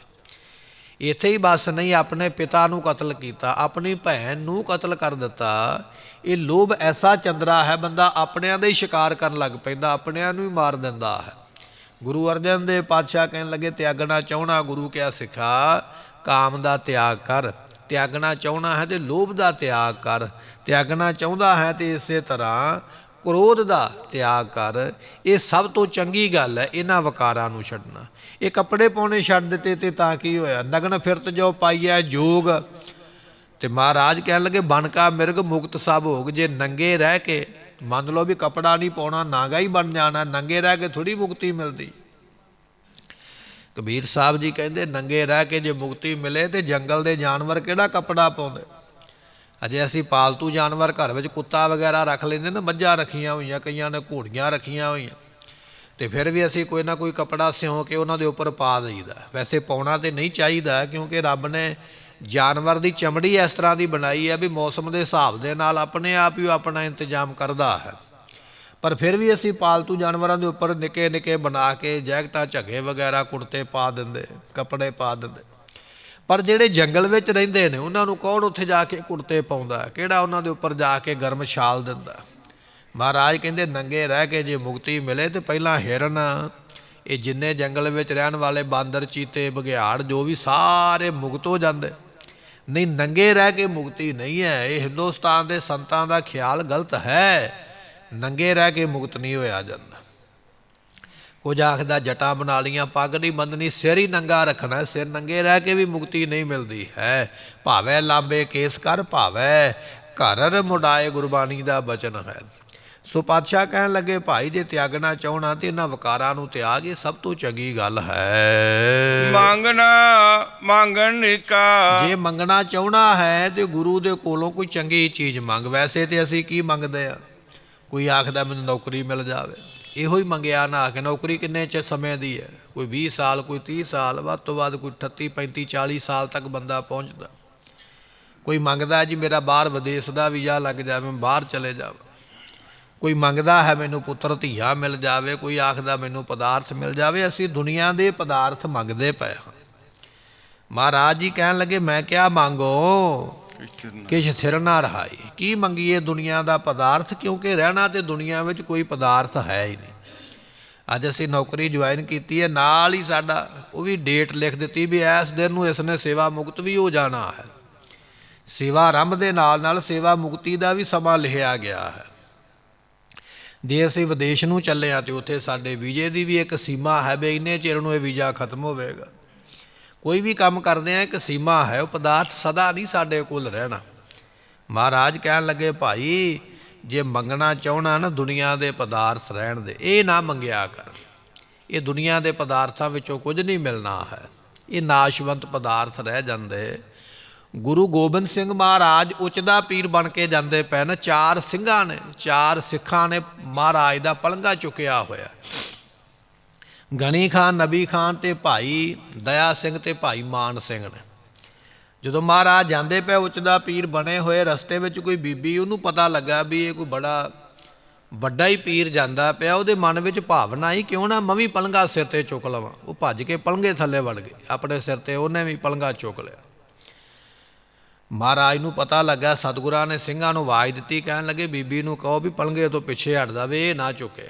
ਉਹਦਾ ਕਾਰਨ ਇਹ ਸੀ ਵੀ ਮਹਾਰਾਜ ਜਾਣਦੇ ਵੀ ਪਲੰਘਾ ਭਾਰੀ ਹੈ, ਇਹਦੇ ਉੱਪਰ ਅਸੀਂ ਬੈਠੇ ਹਾਂ, ਹੋਰ ਜ਼ਿਆਦਾ ਵਜਨਦਾਰ ਹੈ, ਬੀਬੀ ਕੋਲੋਂ ਇੰਨਾ ਭਾਰ ਚੁੱਕਿਆ ਨਹੀਂ ਜਾਣਾ, ਕਿਤੇ ਸਰੀਰ ਦਾ ਕੋਈ ਨੁਕਸਾਨ ਨਾ ਹੋ ਜਾਵੇ। ਇਸ ਕਰਕੇ ਵੀ ਇਹ ਭਾਰੀ ਕੰਮ ਹੈ, ਬੰਦਿਆਂ ਦੇ ਕਰਨ ਵਾਲਾ ਹੈ। ਬੀਬੀ ਨੂੰ ਆਖਿਆ ਵੀ ਪਾਸੇ ਹੋ ਜਾ। ਨਾਲ ਹੀ ਮਹਾਰਾਜ ਨੇ ਆਖਿਆ, ਕਹਿੰਦੇ ਮੰਗ ਚਾਹੀਦਾ ਕੀ ਹੈ। ਸਤਿਗੁਰੂ ਜਾਣਦੇ ਨਾ ਵੀ ਆਈ ਤੇ ਕੁਝ ਮੰਗਣੀ ਹੈ, ਇਹਨੇ ਤਾਂ ਹੀ ਆ ਕੇ ਇਸ ਪਲੰਘੇ ਨੂੰ ਸਹਾਰਾ ਦਿੱਤਾ ਨਾ, ਕੋਈ ਮੰਗਣ ਆਈ ਹੈ, ਕੋਈ ਲੈਣ ਆਈ ਹੈ। ਮਹਾਰਾਜ ਕਹਿੰਦੇ ਸਿੰਘੋ ਭਾਈ ਇਹਨੂੰ ਪੁੱਛੋ ਵੀ ਚਾਹੀਦਾ ਕੀ ਹੈ, ਜੋ ਮੰਗਣਾ ਮੰਗ ਲਵੇ, ਪਰ ਪਲੰਘੇ ਨੂੰ ਸਿਰ ਲਾ ਕੇ ਚੁੱਕਣ ਵਾਲਾ ਕੰਮ ਨਾ ਕਰੇ, ਵੀ ਇਹਦੇ ਵੱਸ ਦੀ ਗੱਲ ਨਹੀਂ ਹੈ। ਤੇ ਜਦੋਂ ਇਹ ਬਚਨ ਸੁਣਿਆ ਤੇ ਉਸ ਵੇਲੇ ਉਹ ਬੀਬੀ ਨੇ ਆਖਿਆ, ਕਹਿਣ ਲੱਗੀ ਵੀ ਮਹਾਰਾਜ ਕਿਰਪਾ ਇਹ ਕਰੋ ਕਿ ਮੈਂ ਆਪਣੇ ਪੁੱਤਰ ਦਾ ਵਿਆਹ ਵੇਖਾਂ। ਸਤਿਗੁਰੂ ਪਾਤਸ਼ਾਹ ਮਹਾਰਾਜ ਜਾਣਗੇ ਵੀ ਪੁੱਤਰ ਤੇ ਅਜੇ ਹੋਇਆ ਵੀ ਨਹੀਂ ਹੈ, ਪੁੱਤਰ ਵੀ ਹੋਵੇਗਾ, ਫਿਰ ਉਹ ਜਵਾਨ ਵੀ ਹੋਵੇਗਾ, ਫਿਰ ਉਹਦਾ ਵਿਆਹ ਵੀ ਮੰਗ ਲਿਆ ਨਾਲ ਹੀ, ਵੀ ਇਹਨੇ ਤੇ ਬੜਾ ਕੁਝ ਹੀ ਮੰਗ ਲਿਆ, ਅੱਗੋਂ ਦਾ ਵੀ ਇਹ ਤੇ ਸੋਚ ਕੇ ਬੈਠੀ ਹੈ। ਮਹਾਰਾਜ ਉਹਦਾ ਸਵਾਲ ਸੁਣ ਕੇ ਖੁਸ਼ ਹੋ ਗਿਆ, ਕਹਿਣ ਲੱਗੇ ਚੰਗਾ ਬੀਬੀ, ਜੇ ਤੇਰੇ ਮਨ ਦੀ ਉਹੀ ਭਾਵਨਾ ਨਾ, ਤੂੰ ਇੱਕ ਨਹੀਂ ਤੂੰ 7-7 ਵਿਆਹ ਆਪਣੀ ਜ਼ਿੰਦਗੀ ਵਿੱਚ ਵੇਖੇਂਗੀ, 7-7 ਬੱਚਿਆਂ ਨੂੰ ਤੂੰ ਵਿਆਹ ਦੀ ਘੋੜੀ ਦੇ ਉੱਪਰ ਚੜਾਵੇਂਗੀ। ਬਚਨ ਮਹਾਰਾਜ ਜੀ ਦਾ ਹੋਇਆ। ਕਹਿਣ ਲੱਗੇ ਇਸ ਮਾਤਾ ਦੇ ਘਰ ਵਿੱਚ ਫਿਰ ਪੁੱਤਰ ਪੈਦਾ ਹੋਇਆ, ਉਹਨਾਂ ਪੁੱਤਰਾਂ ਦੇ ਘਰਾਂ ਵਿੱਚ ਫਿਰ ਅੱਗੇ ਪੁੱਤਰ ਪੈਦਾ ਹੋਏ। 7 ਪੋਤਰਿਆਂ ਦਾ ਵਿਆਹ ਕਰਵਾਇਆ। ਵਿਦਵਾਨਾਂ ਨੇ ਲਿਖਿਆ, ਜਿਨ੍ਹਾਂ ਨੇ ਇਤਿਹਾਸ ਲਿਖਿਆ, ਉਹਨਾਂ ਨੇ ਬਚਨ ਲਿਖਿਆ ਵੀ ਅਸੀਂ ਉਹ ਘਟਨਾ ਆਪ ਵੇਖੀ ਹੈ ਵੀ 7 ਪੋਤਰਿਆਂ ਦਾ ਵਿਆਹ ਕਰਵਾ ਕੇ ਮਾਈ ਇਸ ਦੁਨੀਆ ਤੋਂ ਗਈ ਹੈ। ਮਹਾਰਾਜ ਕਹਿਣ ਲੱਗੇ ਭਾਈ ਦੁਨੀਆ ਦੇ ਲੋਕ ਤੇ ਉਹ ਕੁਝ ਹੀ ਮੰਗਦੇ ਨੇ, ਕੋਈ ਆਖਦਾ ਨੌਕਰੀ ਮਿਲੇ, ਕੋਈ ਆਖਦਾ ਵਿਦੇਸ਼ ਦੀ ਯਾਤਰਾ ਮਿਲ ਜਾਵੇ, ਕੋਈ ਆਖਦਾ ਪੁੱਤਰ ਧੀਆਂ ਤੇ ਪਦਾਰਥ ਮਿਲ ਜਾਣ। ਮਹਾਰਾਜ ਅਸੀਂ ਕੀ ਮੰਗੀਏ? ਪਾਤਸ਼ਾਹ ਕਹਿਣ ਲੱਗੇ ਮੰਗਣਾ ਚਾਹਣਾ ਨਾ ਗੁਰੂ ਕਿਆ ਸਿਖਾ, ਤੇ ਫਿਰ ਇਹ ਗੁਰੂ ਦੇ ਕੋਲੋਂ ਮੰਗਣਾ ਕਰ। ਹਰ ਜਸ ਗੁਰ ਤੇ ਮੰਗਣਾ, ਗੁਰੂ ਦੇ ਕੋਲੋਂ ਗੁਰੂ ਦਾ ਜਸ ਮੰਗਿਆ ਕਰ। ਮਹਾਰਾਜ ਕਿਰਪਾ ਕਰੋ ਜਿਸ ਨੂੰ ਬਖਸ਼ੇ ਸਿਫਤ ਸਲਾਹ ਨਾਨਕ ਪਾਤਸ਼ਾਹੀ। ਮਹਾਰਾਜ ਕਿਰਪਾ ਕਰੋ ਮੈਨੂੰ ਆਪਣੀ ਸਿਫਤ ਬਖਸ਼ਿਸ਼ ਕਰ ਦਿਓ, ਗੁਣ ਗਾਵਾਂ ਦਿਨ ਰਾਤ ਨਾਨਕ ਚਾਓ। ਮੈਨੂੰ ਇਹ ਚਾਅ ਚੜ੍ਹੇ ਵੀ ਭਾਈ ਹੁਣ ਬਾਣੀ ਪੜ੍ਹਨ ਦਾ ਸਮਾਂ ਹੈ, ਮੈਂ ਤੇਰੇ ਗੁਣਾਂ ਨੂੰ ਗਾਵਾਂ, ਇਹ ਮੇਰੇ ਤੇ ਕਿਰਪਾ ਕਰੋ। ਜੇ ਮੰਗਣਾ ਚਾਹਣਾ ਤੇ ਗੁਰੂ ਦਾ ਜਸ ਮੰਗਿਆ ਕਰ, ਮੰਗਣਾ ਚਾਹਣਾ ਤੇ ਉਹਦੇ ਨਾਮ ਨੂੰ ਮੰਗਿਆ ਕਰ। ਸੋ ਮਿਲ ਮੇਰੇ ਗੋਬਿੰਦ ਆਪਣਾ ਨਾਮ ਦੇ ਝੋਲੀ ਅੱਡ ਲਿਆ ਕਰ ਮਹਾਰਾਜ ਦੇ ਅੱਗੇ। ਮਹਾਰਾਜ ਮੇਰੇ ਤੇ ਇਹ ਕਿਰਪਾ ਕਰੋ ਵੀ ਐਸ ਝੋਲੀ ਵਿੱਚ ਨਾਮ ਦੀ ਖੈਰਾਤ ਪਾ ਦਿਓ, ਮੈਨੂੰ ਹੋਰ ਕੁਝ ਨਹੀਂ ਚਾਹੀਦਾ ਹੈ, ਕਿਉਂਕਿ ਨਾਮ ਰਹਿਓ ਸਾਧੂ ਰਹਿਓ ਇਹ ਮਹਾਰਾਜ ਦੇ ਬਚਨ ਨੇ ਗੁਰਬਾਣੀ ਦੇ ਅੰਦਰ। ਪਾਤਸ਼ਾਹ ਕਹਿੰਦੇ ਮੰਗਣਾ ਚਾਹਣਾ ਨਾ ਭਾਈ ਗੁਰੂ ਦਾ ਜਸ ਮੰਗਿਆ ਕਰੋ, ਗੁਰੂ ਕਿਆ ਸਿਖਾ, ਜਿਹੜਾ ਤੇਰਾ ਭਲਾ ਕਰੇਗਾ ਲੋਕ ਦੇ ਅੰਦਰ ਤੇ ਪਰਲੋਕ ਦੇ ਅੰਦਰ, ਇਹ ਗੁਰੂ ਕੋਲੋਂ ਦਾਤ ਮੰਗਣੀ ਕਰ। ਜਾਗਣਾ ਜਾਗਣਿਕਾ, ਮਹਾਰਾਜ ਨੂੰ ਪੁੱਛਿਆ ਸਤਿਗੁਰੂ ਜੀ ਜਾਗਣਾ ਵਿੱਚੋਂ ਜਾਗਣ ਚੰਗਾ ਕਿਹੜਾ? ਕੋਈ ਆਖਦਾ ਮੈਂ ਜਾਗਰਣ ਕਰਦਾ ਪਿਆ, ਕੋਈ ਕਹਿੰਦਾ ਮੈਂ ਜਗਰਾਤਾ ਕਰਦਾ ਪਿਆ, ਕੋਈ ਆਖਦਾ ਮੈਂ ਇੰਨੇ ਘੰਟੇ ਸੌਂਦਾ ਨਹੀਂ, ਕੋਈ ਆਖਦਾ ਮੈਂ ਇਹ ਕਰਮ ਕਰਦਾ ਹਾਂ। ਮਹਾਰਾਜ ਨੂੰ ਪੁੱਛਿਆ ਸਤਿਗੁਰੂ ਪਾਤਸ਼ਾਹ ਅਸੀਂ ਵੀ ਜਾਗਦੇ ਰਹੀਏ, ਸੌਈਏ ਹੀ ਨਾ। ਮਹਾਰਾਜ ਕਹਿਣ ਲੱਗੇ ਭਾਈ ਸਾਰਿਆਂ ਜਾਗਣਾ ਦੇ ਵਿੱਚੋਂ ਇਹ ਜਾਗਣ ਚੰਗਾ ਹੈ। ਹਰ ਕੀਰਤਨ ਮੈਂ ਜਾਗਣਾ, ਜਿਹੜਾ ਪਰਮਾਤਮਾ ਦੀ ਕੀਰਤੀ ਵਿੱਚ ਜਾਗਣਾ ਹੈ, ਪਰਮਾਤਮਾ ਦੀ ਸਿਫਤ ਵਿੱਚ ਜਾਗਣਾ, ਇਹ ਚੰਗਾ ਹੈ। ਜਦੋਂ ਸੰਗਤ ਵਿੱਚ ਆਉਂਦੇ ਹੋ ਨਾ ਸੌ ਨਾ ਜਾਇਆ ਕਰੋ। ਕਈ ਵਾਰੀ ਸਾਨੂੰ ਸੰਗਤ ਵਿੱਚ ਆ ਕੇ ਆਰਾਮ ਮਿਲਦਾ ਤੇ ਅਸੀਂ ਸੌ ਜਾਂਦੇ, ਸੌਣਾ ਠੀਕ ਨਹੀਂ ਹੈ। ਮਹਾਰਾਜ ਕਹਿਣ ਲੱਗੇ ਸਾਵਧਾਨ ਇਕਾਗਰ ਚੀਤ, ਇਹ ਬਚਨ ਹੈ ਗੁਰਬਾਣੀ ਦਾ। ਸੰਗਤ ਵਿੱਚ ਸਾਵਧਾਨ ਹੋ ਕੇ ਬੈਠਿਆ ਕਰ, ਸੋਇਆ ਨਾ ਕਰ। ਇਹ ਵੱਡੀ ਦਾਤ ਹੈ, ਇਹ ਮਿਲਣੀ ਨਹੀਂ ਦੁਬਾਰਾ ਤੈਨੂੰ। ਸਰੀਰ ਨੂੰ ਆਲਸ ਵਿੱਚ ਨਾ ਜਾਣ ਦਿਆ ਕਰ। ਜਾਗਣਾ ਸਭ ਤੋਂ ਚੰਗਾ ਹੈ ਪਰਮਾਤਮਾ ਦੀ ਕੀਰਤੀ ਵਿੱਚ ਜਾਗਣਾ। ਆਪਾਂ ਕਥਾ ਸੁਣਦੇ ਪਏ ਨਾ, ਕੀਰਤਨ ਸੁਣਦੇ ਪਏ, ਆਸਾ ਦੀ ਵਾਰ ਗੁਰਮੁਖਾਂ ਨੇ ਆਪਾਂ ਨੂੰ ਸੁਣਾਈ ਹੈ। ਸੋ ਇਹ ਗੁਰਬਾਣੀ ਸੁਣਦਿਆਂ ਜਾਗਣਾ, ਗੁਰਬਾਣੀ ਪੜ੍ਹਦਿਆਂ ਜਾਗਣਾ, ਇਹ ਚੰਗੀ ਗੱਲ ਹੈ। ਇਹ ਨਾ ਹੋਵੇ ਦਰਬਾਰ ਵਿੱਚ ਮਗਰੋਂ ਬੈਠੇ ਤੇ ਪਹਿਲਾਂ ਤੂੰ ਸੌਂ ਹੀ ਜਾਵੇਂ ਆਉਂਦਿਆਂ। ਮਹਾਰਾਜ ਕਹਿਣ ਲੱਗੇ ਨਹੀਂ ਭਾਈ, ਇਹ ਤੇਰਾ ਇਹ ਅਭਿਆਸ ਬਣ ਜਾਵੇ, ਤੈਨੂੰ ਨੀਂਦ ਆਵੇ ਹੀ ਨਾ। ਸੋ ਤੂੰ ਸੰਗਤ ਵਿੱਚ ਬੈਠਾ ਵੀ ਜਾਗਦਾ ਰਵੇਂ, ਸੋ ਐਸੀ ਤੇਰੇ 'ਤੇ ਦਾਤ ਪ੍ਰਾਪਤ ਹੋਵੇ। ਮਹਾਰਾਜ ਕਹਿਣ ਲੱਗੇ ਭਾਈ ਜਾਗਣਾ ਦੇ ਵਿੱਚੋਂ ਸਭ ਤੋਂ ਚੰਗਾ ਜਾਗਣਾ ਇਹ ਹੈ ਜਿਹੜਾ ਪਰਮਾਤਮਾ ਦੀ ਸਿਫਤ ਵਿੱਚ ਜਾਗਣਾ ਹੈ, ਉਹਦੇ ਨਾਮ ਦੇ ਵਿੱਚ ਜਾਗਣਾ ਹੈ। ਇਹ ਸਭ ਤੋਂ ਜਾਗਣਾ ਚੰਗਾ ਹੈ। ਲਗਨਾ ਲਗਨਿਕਾ, ਮਹਾਰਾਜ ਲਗਨਾ ਵਿੱਚੋਂ ਕਿਹੜਾ ਚੰਗਾ ਲੱਗਣਾ ਹੈ? ਕੋਈ ਆਖਦਾ ਮੈਂ ਇਸ ਨੌਕਰੀ ਤੇ ਲੱਗਿਆ, ਕੋਈ ਆਖਦਾ ਮੈਂ ਇਸ ਪਰਿਵਾਰ ਨਾਲ ਲੱਗਿਆ ਹੋਇਆ, ਜੁੜਿਆ ਹੋਇਆ। ਲੱਗਣਾ ਤੋਂ ਭਾਵ ਹੈ ਜੁੜਨਾ ਕਿਸੇ ਦੇ ਨਾਲ। ਮਹਾਰਾਜ ਕਿਹਦੇ ਨਾਲ ਜੁੜੀਏ, ਕਿਹਦੇ ਨਾਲ ਲੱਗੀਏ ਜਾ ਕੇ? ਤੇ ਮਹਾਰਾਜ ਫਰਮਾਉਂਦੇ ਹਨ ਗੁਰ ਚਰਣੀ ਮਨ ਲੱਗਣਾ। ਮਹਾਰਾਜ ਕਹਿਣ ਲੱਗੇ ਜੁੜਨਾ ਚਾਹਣਾ ਹੈ ਨਾ ਤੇ ਗੁਰੂ ਚਰਨਾਂ ਦੇ ਨਾਲ ਆਪਣੇ ਆਪ ਨੂੰ ਜੋੜ ਲਾ। ਲੱਗਣਾ ਚਾਹਣਾ ਹੈ ਤੇ ਗੁਰੂ ਚਰਨਾਂ ਨਾਲ ਲਾਗੇ, ਦੁਨੀਆ ਦੇ ਪਦਾਰਥਾਂ ਨਾਲ ਲੱਗਿਆ ਹੋਇਆ ਇਹ ਛੱਡਣੇ ਪੈਣਗੇ। ਕੋਈ ਘਰ ਦੇ ਨਾਲ ਲੱਗਿਆ, ਮੈਂ ਤੇ ਘਰ ਛੱਡ ਹੀ ਨਹੀਂ ਸਕਦਾ, ਮੇਰੇ ਬਿਨਾਂ ਤੇ ਘਰ ਚੱਲ ਹੀ ਨਹੀਂ ਸਕਦਾ। ਮੈਂ ਘਰ ਨਾ ਹੋਵਾਂ ਤੇ ਕੋਈ ਸਫਾਈ ਨਹੀਂ ਕਰਦਾ ਹੈ, ਮੈਂ ਘਰ ਹੋਵਾਂ ਤੇ ਕੋਈ ਖਿਆਲ ਨਹੀਂ ਰੱਖਦਾ ਹੈ, ਘਰ ਦੇ ਨਾਲ ਹੀ ਲੱਗਿਆ ਹੋਇਆ। ਜਦੋਂ ਮੌਤ ਦਾ ਸਮਾਂ ਆਉਣਾ ਨਾ, ਉਦੋਂ ਵੀ ਘਰ ਹੀ ਚੇਤੇ ਰਹਿਣਾ ਹੈ ਵੀ ਛੱਡਣਾ ਪਵੇਗਾ। ਫਿਰ ਪਰਮਾਤਮਾ ਤੈਨੂੰ ਪ੍ਰੇਤ ਬਣਾਏਗਾ, ਕਿਉਂਕਿ ਤੇਰੇ ਮਨ ਦੇ ਵਿੱਚ ਘਰ ਚੇਤੇ ਆਉਂਦਾ ਪਿਆ ਵੀ ਇਹ ਨਹੀਂ ਛੱਡਣਾ ਚਾਹੁੰਦਾ, ਮੇਰੇ ਬਿਨਾਂ ਚੱਲਣਾ ਹੀ ਨਹੀਂ ਹੈ। ਪ੍ਰੇਤ ਬਣ ਕੇ ਉੱਥੇ ਆ ਕੇ ਵਸਣਾ ਪਵੇਗਾ। ਫਿਰ ਤਾਂ ਹੀ ਮਹਾਰਾਜ ਨੇ ਆਖਿਆ ਨਾ, ਘਰ ਦੇ ਮੋਹ ਦੇ ਨਾਲ ਨਾ ਲੱਗਿਆ ਕਰ। ਕਦਰੇ ਪੁੱਤਰਾਂ ਧੀਆਂ ਦੇ ਮੋਹ ਵਿੱਚ ਪੈ ਜਾਂਦਾ, ਹਾਏ ਪੁੱਤਰ ਛੱਡ ਕੇ ਜਾਣੇ ਪੈਣਗੇ, ਧੀਆਂ ਪਰਿਵਾਰ ਛੱਡ ਕੇ ਜਾਣਾ ਪਵੇਗਾ। ਇਹੋ ਜਿਹਾ ਮਨ ਖੁੱਭ ਜਾਂਦਾ ਬੱਚਿਆਂ ਵਿੱਚ ਵੀ ਛੱਡ ਕੇ ਨਹੀਂ ਜਾਣਾ ਚਾਹੁੰਦਾ। ਮਹਾਰਾਜ ਕਹਿਣ ਲੱਗੇ ਇੰਨਾ ਮੋਹ ਨਾ ਕਰਿਆ ਕਰ, ਨਹੀਂ ਤੇ ਪਰਮਾਤਮਾ ਨੇ ਸੂਰ ਬਣਾ ਕੇ ਦੁਨੀਆ ਤੇ ਤੈਨੂੰ ਭੇਜਣਾ। ਕਿਉਂਕਿ ਬੱਚਿਆਂ ਦਾ ਮੋਹ, ਸੂਰ ਦੇ ਬੱਚੇ ਬਹੁਤੇ ਨੇ, ਸੂਰ ਬਣਨਾ ਪਵੇਗਾ, ਗੰਦਗੀ ਖਾਣੀ ਪਵੇਗੀ ਆ ਕੇ ਨਗਰ ਦੀ, ਸ਼ਹਿਰ ਦੀ। ਨਹੀਂ, ਇਸ ਮੋਹ ਵਿੱਚ ਨਹੀਂ ਪੈਣਾ ਹੈ। ਕੋਈ ਆਪਣੀ ਇਸਤਰੀ ਦਾ, ਘਰ ਵਾਲੀ ਦਾ ਮੋਹ ਕਰਦਾ ਹੈ, ਕੋਈ ਘਰ ਵਾਲੀ ਬੀਬੀ ਜਿਹੜੀ ਆਪਣੇ ਘਰ ਵਾਲੇ ਦਾ ਮੋਹ ਕਰਦੀ ਹੈ। ਮਹਾਰਾਜ ਕਹਿਣ ਲੱਗੇ ਨਹੀਂ ਭਾਈ, ਇਸ ਮੋਹ ਦੇ ਵਿੱਚ ਵੀ ਨਹੀਂ ਪੈਣਾ ਹੈ। ਇਹ ਲੱਗਿਆ ਹੀ ਨਾ ਰਿਹਾ ਕਰ, ਜੁੜਿਆ ਹੀ ਨਾ ਰਿਹਾ ਕਰ, ਹਰ ਵੇਲੇ ਪਰਮਾਤਮਾ ਦੀ ਬੰਦਗੀ ਕਰਿਆ ਕਰ। ਨਹੀਂ ਤੇ ਮਹਾਰਾਜ ਕਹਿਣ ਲੱਗੇ ਵੇਸਵਾ ਜੋਨ ਵੱਲ ਵੱਲ ਅਵਤਰੈ। ਪਰਮਾਤਮਾ ਨੇ ਜਨਮ ਹੀ ਉਹੋ ਜਿਹਾ ਦੇਣਾ ਹੈ ਕਿ ਲੈ ਸਰੀਰਾਂ ਦੇ ਨਾਲ ਜੁੜਿਆ, ਫਿਰ ਸਰੀਰ ਹੀ ਭੋਗਦਾ ਰਹਿ। ਇਸ ਕਰਕੇ ਜੇ ਲੱਗਣਾ ਚਾਹਣਾ ਹੈ ਤੇ ਗੁਰੂ ਦੇ ਚਰਨਾਂ ਦੇ ਨਾਲ ਆਪਣੇ ਮਨ ਨੂੰ ਲਾਉਣਾ ਕਰ।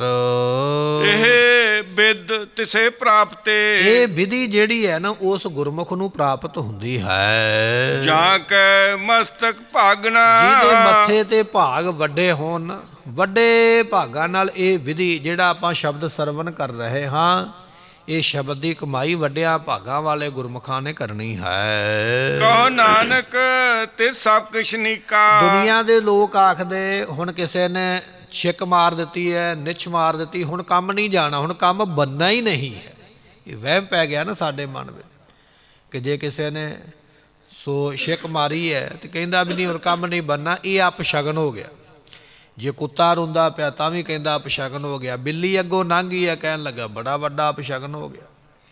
ਕੁੱਤੇ ਨੇ ਕੰਨ ਹਿਲਾਇਆ, ਉਹਨੂੰ ਕਿਤੇ ਕੋਈ ਖਾਰਿਸ਼ ਹੋਈ ਹੈ, ਕਹਿਣ ਲੱਗਾ ਲਓ ਜੀ ਕੁੱਤੇ ਨੇ ਨਾਂਹ ਕਰ ਦਿੱਤੀ, ਸਿਰ ਹਿਲਾ ਦਿੱਤਾ, ਇਹ ਕੰਮ ਹੋਣਾ ਹੀ ਨਹੀਂ ਹੈ। ਇਹੋ ਜਿਹੇ ਵਹਿਮਾਂ ਵਿੱਚ ਪਿਆ, ਇਹੋ ਜਿਹੇ ਭਰਮਾਂ ਵਿੱਚ ਪਿਆ ਹੋਇਆ। ਮਹਾਰਾਜ ਕਹਿਣ ਲੱਗੇ ਇਹਨਾਂ ਭਰਮਾਂ ਤੋਂ ਬਾਹਰ ਨਿਕਲ, ਇਹਨਾਂ ਭਰਮਾਂ ਵਿੱਚ ਪੈ ਕੇ ਕੁਝ ਨਹੀਂ। ਤੂੰ ਆਖਦਾ ਵੀ ਆਹ ਵੀ ਗੱਲ ਚੰਗੀ ਨਹੀਂ, ਆਖਦੇ ਨੰਬਰਦਾਰ ਮੱਥੇ ਲੱਗੇ ਤੇ ਚੰਗਾ ਨਹੀਂ ਹੈ। ਉਹਦਾ ਕਾਰਨ ਇਹ ਆ ਵੀ ਪਹਿਲੇ ਸਮੇਂ ਵਿੱਚ ਲੋਕ ਨੰਬਰਦਾਰ ਤੋਂ ਪੈਸੇ ਲੈ ਲੈਂਦੇ ਵਿਆਜ ਦੇ ਤੌਰ ਤੇ।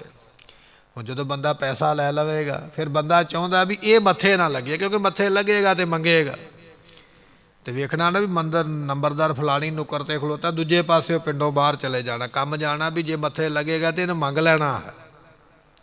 ਉਹ ਤੋਂ ਬਚਾ, ਇੱਕ ਤੇ ਉਹਦੇ ਕੋਲੋਂ ਮਾਇਆ ਲਈ ਹੈ ਪੈਸੇ ਲੈਣ, ਦੂਜਾ ਉਹਨੂੰ ਮੰਗੇਗਾ, ਇਸ ਕਰਕੇ ਉਹਦੇ ਮੱਥੇ ਨਾ ਲੱਗੇ। ਦੁਨੀਆ ਦੇ ਲੋਕਾਂ ਨੇ ਉਹਨੂੰ ਇੱਕ ਵਹਿਮ ਦੇ ਵਿੱਚ ਪਾ ਲਿਆ ਵੀ ਨੰਬਰਦਾਰ ਮੱਥੇ ਲੱਗਾ ਹੁਣ ਕੰਮ ਨਹੀਂ ਬਣਨਾ। ਨੰਬਰਦਾਰ ਕੋਈ ਰਾਹੂ ਕੇਤੂ ਥੋੜ੍ਹੀ ਹੈ ਵੀ ਮੱਥੇ ਲੱਗ ਗਿਆ ਤੇਰਾ ਕੰਮ ਵਿਗਾੜੇਗਾ। ਅਸਲ ਵਿੱਚ ਤੂੰ ਉਹਦੇ ਕੋਲੋਂ ਲਿਆ ਤੇ ਉਹਨੇ ਤੇਰੇ ਤੋਂ ਹੁਣ ਲੈਣਾ, ਤੂੰ ਡਰਦਾ ਆ ਆਪਣੇ ਕੰਮ ਤੋਂ ਵੀ ਇਹ ਮੰਗੇਗਾ, ਮੈਂ ਵਾਅਦੇ ਤੋਂ ਪਿੱਛੇ ਹਟ ਗਿਆ। ਮਹਾਰਾਜ ਕਹਿਣ ਲੱਗੇ ਬਚਨ ਭਾਈਏ ਕਹੋ ਨਾਨਕ ਤੇ ਸਭ ਕੁਛ ਨੀਕਾ, ਉਹਦੇ ਵਾਸਤੇ ਸਾਰਾ ਕੁਝ ਹੀ ਚੰਗਾ ਹੈ। ਨਾ ਕੁੱਤੇ ਦੇ ਰੋਇਆਂ ਕੁਝ ਹੋਣਾ, ਨਾ ਬਿੱਲੀ ਦੇ ਲੰਘਿਆਂ ਕੁਝ ਹੋਣਾ ਹੈ, ਨਾ ਕੋਈ ਨੰਬਰਦਾਰ ਮੱਥੇ ਲੱਗੇਗਾ ਤਾਂ ਵੀ ਕੁਝ ਨਹੀਂ ਹੋਣਾ ਹੈ, ਨਾ ਕੋਈ ਜਿੰਨੀਆਂ ਮਰਜ਼ੀ ਕਿਸੇ ਨੂੰ ਜ਼ੁਕਾਮ ਲੱਗਾ ਉਹ ਛਿੱਕਾਂ ਮਾਰੀ ਜਾਵੇ, ਕੁਝ ਨਹੀਂ ਹੋਣਾ ਇਹਨਾਂ ਦੇ ਨਾਲ। ਫਿਕਰ ਨਾ ਕਰਿਆ ਕਰ। ਫਰਮਾਉਂਦੇ ਹਨ ਜੋ ਪ੍ਰਭ ਕੀ ਸਰਨਾਗਨਾ, ਜਿਹੜੇ ਪਰਮਾਤਮਾ ਦੀ ਸ਼ਰਨ ਵਿੱਚ ਰਹਿੰਦੇ ਪੈਂਦੇ ਗੁਰਮੁਖੋ ਚੜ੍ਹਦੀ ਕਲਾ ਵਿੱਚ ਰਹਿੰਦੇ। ਗੁਰੂ ਹਰਗੋਬਿੰਦ ਪਾਤਸ਼ਾਹ ਮਹਾਰਾਜ ਸਾਹਿਬ ਦੀ ਜਦੋਂ ਅੰਮ੍ਰਿਤਸਰ ਦੀ ਧਰਤੀ ਤੇ ਪਿਤਾ ਸਤਿਗੁਰੂ ਗੁਰੂ ਅਰਜਨ ਦੇਵ ਪਾਤਸ਼ਾਹ ਦੀ ਸ਼ਹਾਦਤ ਹੋਈ ਨਾ, ਤੇ ਉਸ ਵੇਲੇ ਮਹਾਰਾਜ ਨੇ ਸਾਰੀ ਸੰਗਤ ਨੂੰ, ਜਿਹੜੀ ਗੁਰੂ ਨਾਨਕ ਨਾਮ ਲੇਵਾ ਸੰਗਤ ਹੈ, ਅੰਮ੍ਰਿਤਸਰ ਦੀ ਧਰਤੀ ਤੇ ਬੁਲਾਇਆ। ਮਹਾਰਾਜ ਜੀਆਂ ਨੂੰ ਉਸ ਵੇਲੇ ਗੁਰਤਾ ਗੱਦੀ ਤੇ ਬਿਠਾਇਆ। ਸ਼ਸਤਰਾਂ ਦੇ ਸਮੇਤ ਮਹਾਰਾਜ ਸਾਹਿਬ ਜੀ ਤਖਤ ਦੇ ਉੱਪਰ ਜਿਸ ਵੇਲੇ ਬੈਠੇ, ਗੁਰੂ ਹਰਗੋਬਿੰਦ ਪਾਤਸ਼ਾਹ ਮਹਾਰਾਜ ਨੇ ਸਾਰੀ ਸੰਗਤ ਵਿੱਚ ਐਲਾਨ ਕਰਕੇ ਉੱਚੀ ਆਵਾਜ਼ ਦੇ ਵਿੱਚ ਬਚਨ ਆਖਿਆ। ਕਹਿਣ ਲੱਗੇ, ਭਾਈ ਗੁਰੂ ਕੀ ਸੰਗਤ, ਸਾਡੇ ਪਿਤਾ ਦੀ ਸ਼ਹੀਦੀ ਦੇ ਕਈ ਕਾਰਨ ਨੇ, ਪਰ ਉਹਨਾਂ ਕਈਆਂ ਕਾਰਨਾਂ ਵਿੱਚੋਂ ਇੱਕ ਕਾਰਨ ਚੰਦੂ ਵੀ ਹੈ, ਜਿਹਦਾ ਰਿਸ਼ਤਾ ਨਹੀਂ ਸਾਡੇ ਪਿਤਾ ਨੇ ਸਾਡੇ ਵਾਸਤੇ ਪ੍ਰਵਾਨ ਕੀਤਾ। ਤੇ ਇਸ ਚੰਦੂ ਨੇ ਬੜਾ ਵੱਡਾ ਰੋਲ ਅਦਾ ਕੀਤਾ ਸਾਡੇ ਪਿਤਾ ਦੀ ਸ਼ਹਾਦਤ ਵਿੱਚ। ਇਸ ਕਰਕੇ ਅਸੀਂ ਸਾਰੀ ਸੰਗਤ ਵਿੱਚ ਇਹ ਬਚਨ ਕਰਦੇ ਹਾਂ ਕਿ ਜੇ ਚੰਦੂ ਦੇ ਨੱਕ ਦੇ ਵਿੱਚ ਨਕੇਲ ਪਾ ਕੇ ਉਹਨੂੰ ਬਾਜ਼ਾਰਾਂ ਵਿੱਚ ਨਾ ਘੁਮਾਇਆ, ਤੇ ਫਿਰ ਸਾਨੂੰ ਦੁਨੀਆ ਦੇ ਵੱਡੇ ਵੱਡੇ ਜਿੰਨੇ ਪਾਪ ਨੇ, ਜਿਹੜਾ ਪਾਪ ਚੋਰ ਨੂੰ ਲੱਗਦਾ ਹੈ, ਜਿਹੜਾ ਪਾਪ ਯਾਰ ਨੂੰ ਲੱਗਦਾ ਹੈ, ਜਿਹੜਾ ਪਾਪ ਵੇਸਵਾਗਾਮੀ ਨੂੰ ਲੱਗਦਾ ਹੈ, ਜਿਹੜਾ ਪਾਪ ਕੁਕਰਮੀ ਨੂੰ ਲੱਗਦਾ ਹੈ, ਜਿਹੜਾ ਪਾਪ ਹਥਿਆਰੇ ਨੂੰ ਲੱਗਦਾ ਹੈ, ਇਹ ਜਿੰਨੇ ਦੁਨੀਆ ਦੇ ਵੱਡੇ ਪਾਪ ਨੇ, ਉਹਨਾਂ ਸਾਰੇ ਪਾਪਾਂ ਦਾ ਭਾਰ ਅਸੀਂ ਆਪਣੇ ਸਿਰ ਤੇ ਮੰਨਾਂਗੇ ਜੇ ਗੁਰੂ ਕੀ ਸੰਗਤ ਚੰਦੂ ਦੀ ਨੱਕ ਦੇ ਵਿੱਚ ਨਕੇਲ ਨਾ ਪਾਈ। ਤੇ ਜਦੋਂ ਇਹ ਬਚਨ ਕੀਤਾ ਨਾ, ਸੰਗਤਾਂ ਹੈਰਾਨ ਹੋ ਗਈਆਂ। ਕਈ ਜਿਹੜੇ ਬਜ਼ੁਰਗ ਸਿੱਖ ਸਨ, ਬਹੁਤੇ ਹੈਰਾਨ ਹੋਏ ਵੀ ਚੰਦੂ ਇਸ ਵੇਲੇ ਬੜੀ ਵੱਡੀ ਤਾਕਤ ਹੈ, ਹਿੰਦੁਸਤਾਨ ਦੇ ਬਾਦਸ਼ਾਹ ਦਾ ਦੀਵਾਨ ਹੈ, ਨਿੱਕੀ ਮੋਟੀ ਗੱਲ ਨਹੀਂ ਹੈ, ਜਿਹਨੂੰ ਆਪਾਂ ਕਹਿ ਦਿੰਦੇ ਵੀ ਉਹ ਸੈਂਟਰ ਦਾ ਮਿਨਿਸਟਰ ਆਪਾਂ ਕਹਿ ਲਈਏ ਵੀ ਕੇਂਦਰੀ ਮੰਤਰੀ ਹੈ। ਲੋਕ ਹੈਰਾਨ ਹੋ ਗਏ ਵੀ ਇਹਨਾਂ ਛੋਟੀ ਉਮਰ ਦੇ ਵਿੱਚ ਵੱਡਾ ਬਚਨ ਕਰ ਦਿੱਤਾ ਹੈ। ਚੰਦੂ ਨੂੰ ਹੱਥ ਪਾਉਣਾ ਸੌਖਾ ਨਹੀਂ ਹੈ। ਇਹ ਖਬਰਾਂ ਗੁਰਮੁਖੋ ਉਸ ਵੇਲੇ ਸੂਈਏ ਜਿਹੜੇ ਚੰਦੂ ਤੱਕ ਲੈ ਕੇ ਪਹੁੰਚ ਗਏ ਕਿ ਚੰਦੂ ਮਹਾਰਾਜ ਦੇ ਪੁੱਤਰ ਨੇ ਆਪਣੇ ਪਿਤਾ ਦਾ ਬਦਲਾ ਲੈਣ ਵਾਸਤੇ ਬਚਨ ਕੀਤਾ। ਡਰ ਗਿਆ, ਕਿਉਂਕਿ ਪਾਪੀ ਨੂੰ ਪਾਪ ਡਰਾ ਦਿੰਦਾ ਹੈ। ਉਸ ਵੇਲੇ ਬਾਦਸ਼ਾਹ ਜਹਾਂਗੀਰ ਦੇ ਕੋਲ ਫਿਰ ਇਸਨੇ ਜਿਹੜੀਆਂ ਕੰਨ ਭਰਨੇ ਸ਼ੁਰੂ ਕਰ ਦਿੱਤੇ, ਕਿਉਂਕਿ ਬਾਦਸ਼ਾਹ ਜਹਾਂਗੀਰ ਅੱਧਾ ਹਿੰਦੂ ਤੇ ਅੱਧਾ ਮੁਸਲਮਾਨ ਹੈ। ਇਸ ਕਰਕੇ ਉਹ ਹਿੰਦੂ ਰਹੁ ਰੀਤੀਆਂ ਨੂੰ ਵੀ ਮੰਨਦਾ ਹੈ। ਆਪਣੇ ਨਾਲ ਕੋਈ ਜੋਤਸ਼ੀ ਲਿਆ ਕੇ ਉਸ ਵੇਲੇ ਚੰਦੂ ਨੇ ਉਹਨਾਂ ਨੂੰ ਪੈਸੇ ਖਿਲਾ ਕੇ ਜਹਾਂਗੀਰ ਦੇ ਕੋਲੇ ਬਚਨ ਆਖਿਆ ਵੀ ਤੇਰੇ ਉੱਪਰ 60 ਸਤੀ ਦਾ ਸਮਾਂ ਆ ਗਿਆ ਹੈ। ਗੁਰਮੁਖੋ 60 ਸਤੀ ਕਹਿੰਦੇ 7.5 ਮਿੰਟ ਦਾ ਸਮਾਂ ਜਿਹੜਾ ਮਾੜਾ ਲੰਘਣਾ ਉਹਨੂੰ ਕਹਿੰਦੇ 60 ਸਤੀ ਹੈ। ਜੇ 7.5 ਮਿੰਟ ਤੋਂ ਅੱਗੇ ਚਲਾ ਗਿਆ ਫਿਰ 7.5 ਘੰਟੇ, 7.5 ਦਿਨ, 9.5, 7.5 ਮਹੀਨੇ ਜਾਂ 7.5 ਸਾਲ, ਇਸ ਤਰ੍ਹਾਂ 60 ਸਤੀ ਦਾ ਸਮਾਂ ਚੱਲਦਾ ਹੈ। ਉਸ ਵੇਲੇ ਉਹਨਾਂ ਜਿਹੜੇ ਜੋਤਸ਼ੀ ਸਨ ਬਾਦਸ਼ਾਹ ਨੂੰ ਆਖਿਆ ਵੀ ਤੇਰੇ ਤੇ ਬੜਾ ਭਾਰੀ ਸੰਕਟ, 60 ਸਤੀ ਆ ਗਈ ਹੈ। ਹੁਣ ਬਾਦਸ਼ਾਹ ਕੰਨਾਂ ਦੇ ਕੱਚੇ ਤੇ ਡਰਾਕਲ ਵੀ ਹੋਇਆ ਕਰਦੇ। ਪੁੱਛਿਆ ਜੋਤਸ਼ੀਆਂ ਦੇ ਕੋਲੋਂ ਵੀ ਇਹਦਾ ਹੱਲ ਕੀ ਹੈ। ਉਸ ਵੇਲੇ ਜੋਤਸ਼ੀਆਂ ਨੇ ਤੇ ਪਹਿਲਾਂ ਹੀ ਪੈਸੇ ਲਏ ਹੋਏ, ਸਾਰੀ ਗੱਲਬਾਤ ਸਮਝਾਈ ਹੋਈ ਹੈ। ਉਹਨਾਂ ਨੇ ਗੱਲਾਂ ਬਾਤਾਂ ਵਿੱਚ ਥੋੜ੍ਹਾ ਜਿਹਾ ਇਸ਼ਾਰਾ ਮਹਾਰਾਜ ਵੱਲ ਕੀਤਾ ਵੀ ਉਹਨਾਂ ਦੀ ਕੁੱਲ ਉੱਚੀ ਹੋਵੇ, ਉਹ ਧਾਰਮਿਕ ਵਿਅਕਤੀ ਹੋਣ, ਉਹਨਾਂ ਦਾ ਨਾਮ ਵੀ ਇਹ ਹੋਵੇ, ਉਹ ਇਸ ਦਿਸ਼ਾ ਵਿੱਚ ਰਹਿੰਦੇ ਹੋਣ। ਜਦੋਂ ਇਹੋ ਜਿਹੀਆਂ ਗੱਲਾਂ ਆਖੀਆਂ ਤੇ ਬਾਦਸ਼ਾਹ ਨੇ ਉਸੇ ਵੇਲੇ ਆਪਣੇ ਵਜ਼ੀਰਾਂ ਨੂੰ ਹੁਕਮ ਲਾਇਆ, ਕਹਿੰਦੇ ਲੱਭੋ ਭਾਈ ਇਹੋ ਜਿਹਾ ਬੰਦਾ ਕਿੱਥੇ ਹੈ ਜਿਹੜਾ ਮੇਰਾ ਇਹ ਦੁੱਖ ਦੂਰ ਕਰੇ। ਲੱਭਣਾ ਕੀ ਹੈ, ਚੰਦੂ ਤੇ ਪਹਿਲਾਂ ਹੀ ਲੱਭ ਕੇ ਬੈਠਾ ਹੈ। 2-4 ਦਿਨ ਇੱਧਰ ਉੱਧਰ ਦੀਆਂ ਗੱਲਾਂ ਬਾਤਾਂ ਕਰਕੇ ਕਿਸੇ ਸੂਈਏ ਦੇ ਕੋਲੋਂ ਇਹ ਗੱਲ ਕਹਾ ਦਿੱਤੀ ਵੀ ਇਹ ਗੁਰੂ ਹਰਗੋਬਿੰਦ ਪਾਤਸ਼ਾਹ ਵਿੱਚ ਸਾਰੇ ਗੁਣ ਨੇ ਜਿਹੜੇ ਦੱਸੇ ਨੇ ਜੋਤਸ਼ੀ ਨੇ। ਬਾਦਸ਼ਾਹ ਦਾ ਸੁਨੇਹਾ ਆ ਗਿਆ ਅੰਮ੍ਰਿਤਸਰ ਦੀ ਧਰਤੀ ਤੇ, ਮਹਾਰਾਜ ਮੈਨੂੰ ਮਿਲੋ। ਮਾਤਾ ਗੰਗਾ ਜੀ ਉਸ ਵੇਲੇ ਮਨ ਵਿੱਚ ਡਰੇ ਵੀ ਪਹਿਲਾਂ ਗੁਰੂ ਅਰਜਨ ਦੇਵ ਪਾਤਸ਼ਾਹ ਨੂੰ ਸ਼ਹਾਦਤ ਪ੍ਰਾਪਤ ਹੋਈ ਹੈ, ਇਹਨਾਂ ਨੇ ਸ਼ਹੀਦ ਕੀਤਾ ਹੈ, ਹੁਣ ਪੁੱਤਰ ਨੂੰ ਬੁਲਾ ਲਿਆ ਹੈ, ਕਿਤੇ ਕੋਈ ਅਣਸੁਖਾਵੀਂ ਘਟਨਾ ਨਾ ਵਾਪਰੇ। ਸਤਿਗੁਰੂ ਕਹਿਣ ਲੱਗੇ ਮਾਤਾ ਜੀ ਕੁਝ ਨਹੀਂ ਹੁੰਦਾ। ਮਹਾਰਾਜ ਚੱਲ ਕੇ ਜਿਸ ਵੇਲੇ ਬਾਦਸ਼ਾਹ ਦੇ ਕੋਲ ਪਹੁੰਚੇ, ਬਾਦਸ਼ਾਹ ਮਹਾਰਾਜ ਸਾਹਿਬ ਜੀ ਨੂੰ ਮਿਲਿਆ, ਬਚਨ ਬਿਲਾਸ ਕੀਤੇ, ਜਾਣਿਆ ਵੀ ਇਹ ਤੇ ਵਾਕਿਆ ਹੀ ਜਿਹੜੇ ਹਨ ਇਹ ਬੰਦਗੀ ਵਾਲੇ ਪੁਰਸ਼ ਹਨ। ਫਿਰ ਬਾਦਸ਼ਾਹ ਨੇ ਆਪਣਾ ਉਹ ਦੁੱਖ ਦੱਸਿਆ, ਕਹਿਣ ਲੱਗਾ ਜੀ ਮੇਰੇ ਤੇ 60 ਸਤੀ ਆ ਗਈ ਹੈ ਤੇ ਮੈਨੂੰ ਜੋਤਸ਼ੀਆਂ ਨੇ ਦੱਸਿਆ ਵੀ ਜੇ ਤੁਸੀਂ ਮੇਰੇ ਨਾਂ ਦੀ ਤਸਬੀਹ ਫੇਰੋ, ਤਸਬੀਹ ਕਹਿੰਦੇ ਮਾਲਾ, ਜੇ ਤੁਸੀਂ ਮੇਰੇ ਨਾਂ ਦੀ ਮਾਲਾ ਫੇਰੋ, ਮੇਰੇ ਵਾਸਤੇ ਰੱਬ ਦੇ ਅੱਗੇ ਖੁਦਾ ਦੇ ਅੱਗੇ ਇਬਾਦਤ ਕਰੋ ਤੇ ਮੇਰਾ ਮਾੜਾ ਸਮਾਂ ਟਲ ਜਾਏਗਾ ਤੇ ਤੁਸੀਂ ਇਹ ਕਾਰਜ ਕਰਨ ਵਾਸਤੇ ਮੇਰੀ ਜਾਨ ਬਚਾਓ। ਹੁਣ ਮਹਾਰਾਜ ਅੰਤਰਜਾਮੀ ਜਾਣਦੇ ਸਾਰਾ ਕੁਝ। ਇਹ ਬਚਨ ਸੁਣ ਕੇ ਜਹਾਂਗੀਰ ਦਾ ਹੱਸ ਪੈ। ਮਹਾਰਾਜ ਖੁਸ਼ ਹੋ ਕੇ ਕਹਿਣ ਲੱਗੇ, ਜਹਾਂਗੀਰ ਸਾੜ ਸਤੀ ਤੇਰੇ ਤੇ ਨਹੀਂ ਆਈ ਹੈ, ਪਰ ਜਿਹਦੇ ਤੇ ਆਈ ਹੈ ਨਾ ਉਹ ਤੋਂ ਟਲਣੀ ਨਹੀਂ ਹੈ, ਉਹਨੂੰ ਲੈ ਕੇ ਹੀ ਜਾਣਾ ਹੈ ਸਾੜ ਸਤੀ। ਬਾਦਸ਼ਾਹ ਕਹਿਣ ਲੱਗਾ, ਮਹਾਰਾਜ ਜਿਵੇਂ ਆਪ ਚਾਹੁੰਦੇ ਹੋ ਉਵੇਂ ਆਪ ਕਰੋ। ਉਸ ਵੇਲੇ ਸਤਿਗੁਰਾਂ ਨੂੰ ਗਵਾਲੀਅਰ ਦੇ ਕਿਲੇ ਵਿੱਚ ਕੁਝ ਫੌਜਾਂ ਨਾਲ ਮਹਾਰਾਜ ਸਾਹਿਬ ਜੀਆਂ ਦੇ, ਬਾਬਾ ਬੁੱਢਾ ਸਾਹਿਬ ਵਰਗੇ ਗੁਰਸਿੱਖ ਵੀ ਨਾਲ ਮਹਾਰਾਜ ਜੀਆਂ ਦੇ। ਪਾਤਸ਼ਾਹ ਨੇ ਆਖਿਆ, ਤੁਸੀਂ ਆਪਣਾ ਟਿਕਾਣਾ ਨਾ ਦਿੱਲੀ ਦੇ ਅੰਦਰ ਕਰ ਲਓ, ਅਸੀਂ ਗਵਾਲੀਅਰ ਚੱਲੇ ਹਾਂ। ਬਾਬਾ ਬੁੱਢਾ ਸਾਹਿਬ ਦੀ ਯਾਦ ਵਿੱਚ ਗੁਰੂ ਘਰ ਬਣਿਆ ਹੋਇਆ, ਸੰਗਤਾਂ ਉੱਥੇ ਦਰਸ਼ਨ ਕਰਨ ਜਾਂਦੀਆਂ ਜਿੱਥੇ ਮਹਾਰਾਜ ਦੀ ਫੌਜ ਟਿਕੀ ਹੈ। ਆਪ ਪਾਤਸ਼ਾਹ ਮਹਾਰਾਜ ਕੁਝ ਸਿੰਘਾਂ ਦੇ ਨਾਲ ਗਵਾਲੀਅਰ ਦੇ ਕਿਲੇ ਵਿੱਚ ਪਹੁੰਚੇ। ਹੁਣ ਗਵਾਲੀਅਰ ਦੇ ਕਿਲੇ ਵਿੱਚ ਗੁਰਮੁਖੋ ਜਾਣਾ ਜਿਵੇਂ ਅੰਗਰੇਜ਼ਾਂ ਦੇ ਸਮੇਂ ਸੀ ਨਾ, ਕਾਲਾ ਪਾਣੀ ਵੀ ਜਿਹੜਾ ਇੱਕ ਵਾਰੀ ਚਲਾ ਗਿਆ ਉਹ ਦੁਬਾਰਾ ਨਹੀਂ ਆਵੇਗਾ, ਉੱਥੇ ਹੀ ਮਰ ਜਾਂਦਾ ਹੈ। ਗਵਾਲੀਅਰ ਦਾ ਕਿਲਾ ਸਮਝ ਲਓ ਵੀ ਜਿਹੜਾ ਇੱਕ ਵਾਰੀ ਅੰਦਰ ਚਲੇ ਗਿਆ ਉਹ ਬਾਹਰ ਨਹੀਂ ਆਵੇਗਾ, ਉੱਥੇ ਹੀ ਉਹਦਾ ਕੰਮ ਤਮਾਮ ਹੋ ਜਾਂਦਾ ਹੈ। ਚੰਦੂ ਬੜਾ ਹੀ ਖੁਸ਼ ਹੋਇਆ ਕਿ ਮੇਰੀ ਸਕੀਮ ਤੇ ਬਿਲਕੁਲ ਪਾਸ ਹੋਈ ਹੈ, ਸਤਿਗੁਰੂ ਅੰਦਰ ਚਲੇ ਗਿਆ, ਹੁਣ ਬਾਹਰ ਨਹੀਂ ਆਉਣਗੇ। ਇੱਥੋਂ ਦਾ ਜਿਹੜਾ ਦਰੋਗਾ ਜਦੋਂ ਮਹਾਰਾਜ ਦੇ ਦਰਸ਼ਨ ਕੀਤੇ, ਸਤਿਗੁਰਾਂ ਦਾ ਸ਼ਰਧਾਲੂ ਬਣ ਗਿਆ, ਪ੍ਰੇਮੀ ਬਣ ਗਿਆ ਮਹਾਰਾਜ ਜੀਆਂ ਦਾ। ਮਹਾਰਾਜ ਆਪ ਸੇਵਾ ਦਾ ਹੁਕਮ ਬਖਸ਼ਿਸ਼ ਕਰੋ। ਜਦੋਂ ਗੁਰਮੁਖੋ ਮਹਾਰਾਜ ਗਵਾਲੀਅਰ ਦੇ ਕਿਲੇ ਵਿੱਚ ਗਏ ਨੇ, ਇੱਥੇ ਰਾਜੇ ਕੈਦ ਕੀਤੇ ਹੋਏ।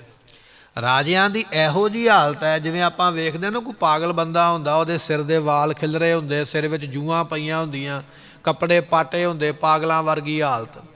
ਇਸ ਤਰ੍ਹਾਂ ਦੀ ਹਾਲਤ ਗਵਾਲੀਅਰ ਦੇ ਰਾਜਿਆਂ ਦੀ ਹੈ। ਤੁਸੀਂ ਜਾਓਗੇ ਨਾ ਗਵਾਲੀਅਰ ਅੱਜ ਵੀ ਦਰਸ਼ਨ ਕਰਨ ਵਾਸਤੇ, ਵੱਡੇ ਵੱਡੇ ਥੰਮ ਉੱਥੇ ਬਣੇ ਹੋਏ, ਉਹਨਾਂ ਸੰਗਲਾਂ ਦੇ ਨਾਲ ਉਹ ਰਾਜੇ ਬੰਨ੍ਹ ਕੇ ਰੱਖੇ ਜਾਣ। ਬੜੀ ਬੁਰੀ ਹਾਲਤ ਹੈ। ਕੰਕਰਾਂ ਵਾਲਾ ਗੰਦਾ ਪਾਣੀ ਮਿੱਟੀ ਵਾਲਾ ਪੀਣ ਨੂੰ, ਕੰਕਰਾਂ ਵਾਲਾ ਭੋਜਨ ਗੰਦਾ, ਨਾ ਖਾਧਾ ਜਾਵੇ ਨਾ ਛੱਡਿਆ ਜਾਵੇ। ਐਸੀ ਹਾਲਤ ਹੈ ਵੀ ਤੜਫ ਤੜਫ ਕੇ ਮਰ ਜਾਣ। ਇਕੱਲੇ ਰਾਜੇ ਹੀ ਨਹੀਂ, ਜਿਹੜੇ ਹੋਰ ਦੇਸ਼ ਦੇ ਕ੍ਰਾਂਤੀਕਾਰੀ ਨੇ, ਦੁਨੀਆ ਦਾ ਭਲਾ ਚਾਹੁਣ ਵਾਲੇ, ਉਹ ਵੀ ਉੱਥੇ ਰਾਜੇ ਨੇ ਡਾਕ ਕੇ ਰੱਖੇ ਹੋਏ ਵੀ ਮੇਰੇ ਰਾਜ ਦੇ ਵਿੱਚ ਕੋਈ ਇਸ ਤਰ੍ਹਾਂ ਦਾ ਕਾਰਜ ਨਾ ਕਰੇ ਵੀ ਬਗਾਵਤ ਨਾ ਖੜੀ ਹੋਵੇ।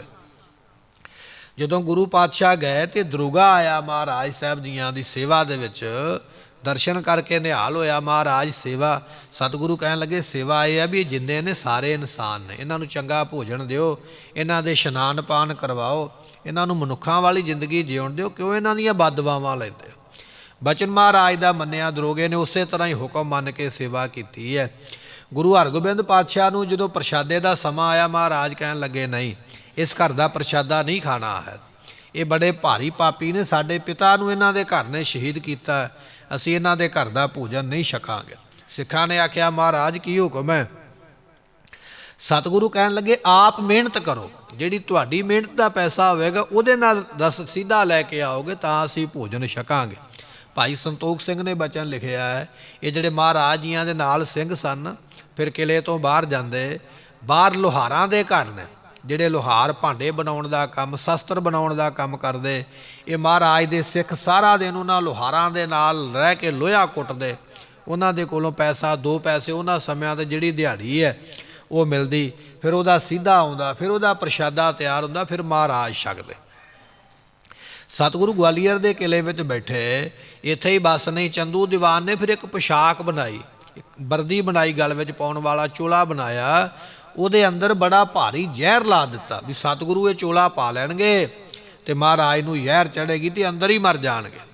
ਜਦੋਂ ਚੋਲਾ ਗਵਾਲੀਅਰ ਪਹੁੰਚਿਆ ਤੇ ਉਸ ਵੇਲੇ ਉਹ ਜਿਹੜਾ ਗੁਰਮੁਖੋ ਦਰੋਗਾ ਸੀ ਨਾ, ਨਿਗਰਾਨੀ ਕਰਨ ਵਾਲਾ, ਗੁਰੂ ਪਾਤਸ਼ਾਹ ਦਾ ਸ਼ਰਧਾਲੂ, ਉਹਨੂੰ ਚਿੱਠੀ ਵੀ ਲਿਖੀ ਨਾਲ ਚੰਦੂ ਦੀਵਾਨ ਨੇ ਵੀ ਇਹ ਚੋਲਾ ਮਹਾਰਾਜ ਨੂੰ ਪਹਿਨਾ ਦੇ, ਤੇਰੀ ਨੌਕਰੀ ਵੱਡੀ ਕਰ ਦਿਆਂਗਾ, ਅਹੁਦਾ ਵੱਡਾ ਹੋ ਜਾਏਗਾ, ਇਨਾਮ ਵੱਖਰੇ ਦਵਾਵਾਂਗਾ ਤੇ ਗੁਰੂ ਪਾਤਸ਼ਾਹ ਦਾ ਕੰਮ ਕਰਦੇ। ਪਰ ਜੇ ਤੂੰ ਨਾ ਕੀਤਾ ਤੇ ਤੇਰੀ ਨੌਕਰੀ ਤੇ ਜਾਂਦੀ ਲੱਗਣੀ ਹੈ, ਤੇਰਾ ਪਰਿਵਾਰ ਵੀ ਮੈਂ ਨਹੀਂ ਛੱਡਣਾ ਹੈ। ਜਦੋਂ ਦਰੋਗੇ ਨੇ ਉਹ ਚਿੱਠੀ ਪੜ੍ਹੀ ਹੈ, ਉਹਨੇ ਜਾ ਕੇ ਉਹ ਚਿੱਠੀ ਮਹਾਰਾਜ ਦੇ ਅੱਗੇ ਹੀ ਰੱਖ ਦਿੱਤੀ। ਆਹ ਵੇਖੋ ਮਹਾਰਾਜ, ਚੰਦੂ ਦੀਵਾਨ ਜ਼ਹਿਰੀਲੀ ਪੋਸ਼ਾਕ ਭੇਜਦਾ ਪਿਆ ਜ਼ਹਿਰ ਲਾ ਕੇ ਤੁਹਾਨੂੰ ਮਾਰਨ ਵਾਸਤੇ। ਸਤਿਗੁਰੂ ਕਹਿਣ ਲੱਗੇ ਫਿਰ ਤੇਰਾ ਕੀ ਵਿਚਾਰ ਹੈ? ਕਹਿਣ ਲੱਗਾ ਨਹੀਂ ਮਹਾਰਾਜ, ਜਿੰਨਾ ਚਿਰ ਸਰੀਰ ਵਿੱਚ ਸਾਹ ਚੱਲਦੇ ਪਏ ਨਾ, ਉਹਨਾਂ ਚਿਰ ਮੈਂ ਇਹੋ ਜਿਹਾ ਪਾਪ ਵਾਲਾ ਕੰਮ ਨਹੀਂ ਕਰਨਾ। ਉਹ ਪੋਸ਼ਾਕ ਚੰਦੂ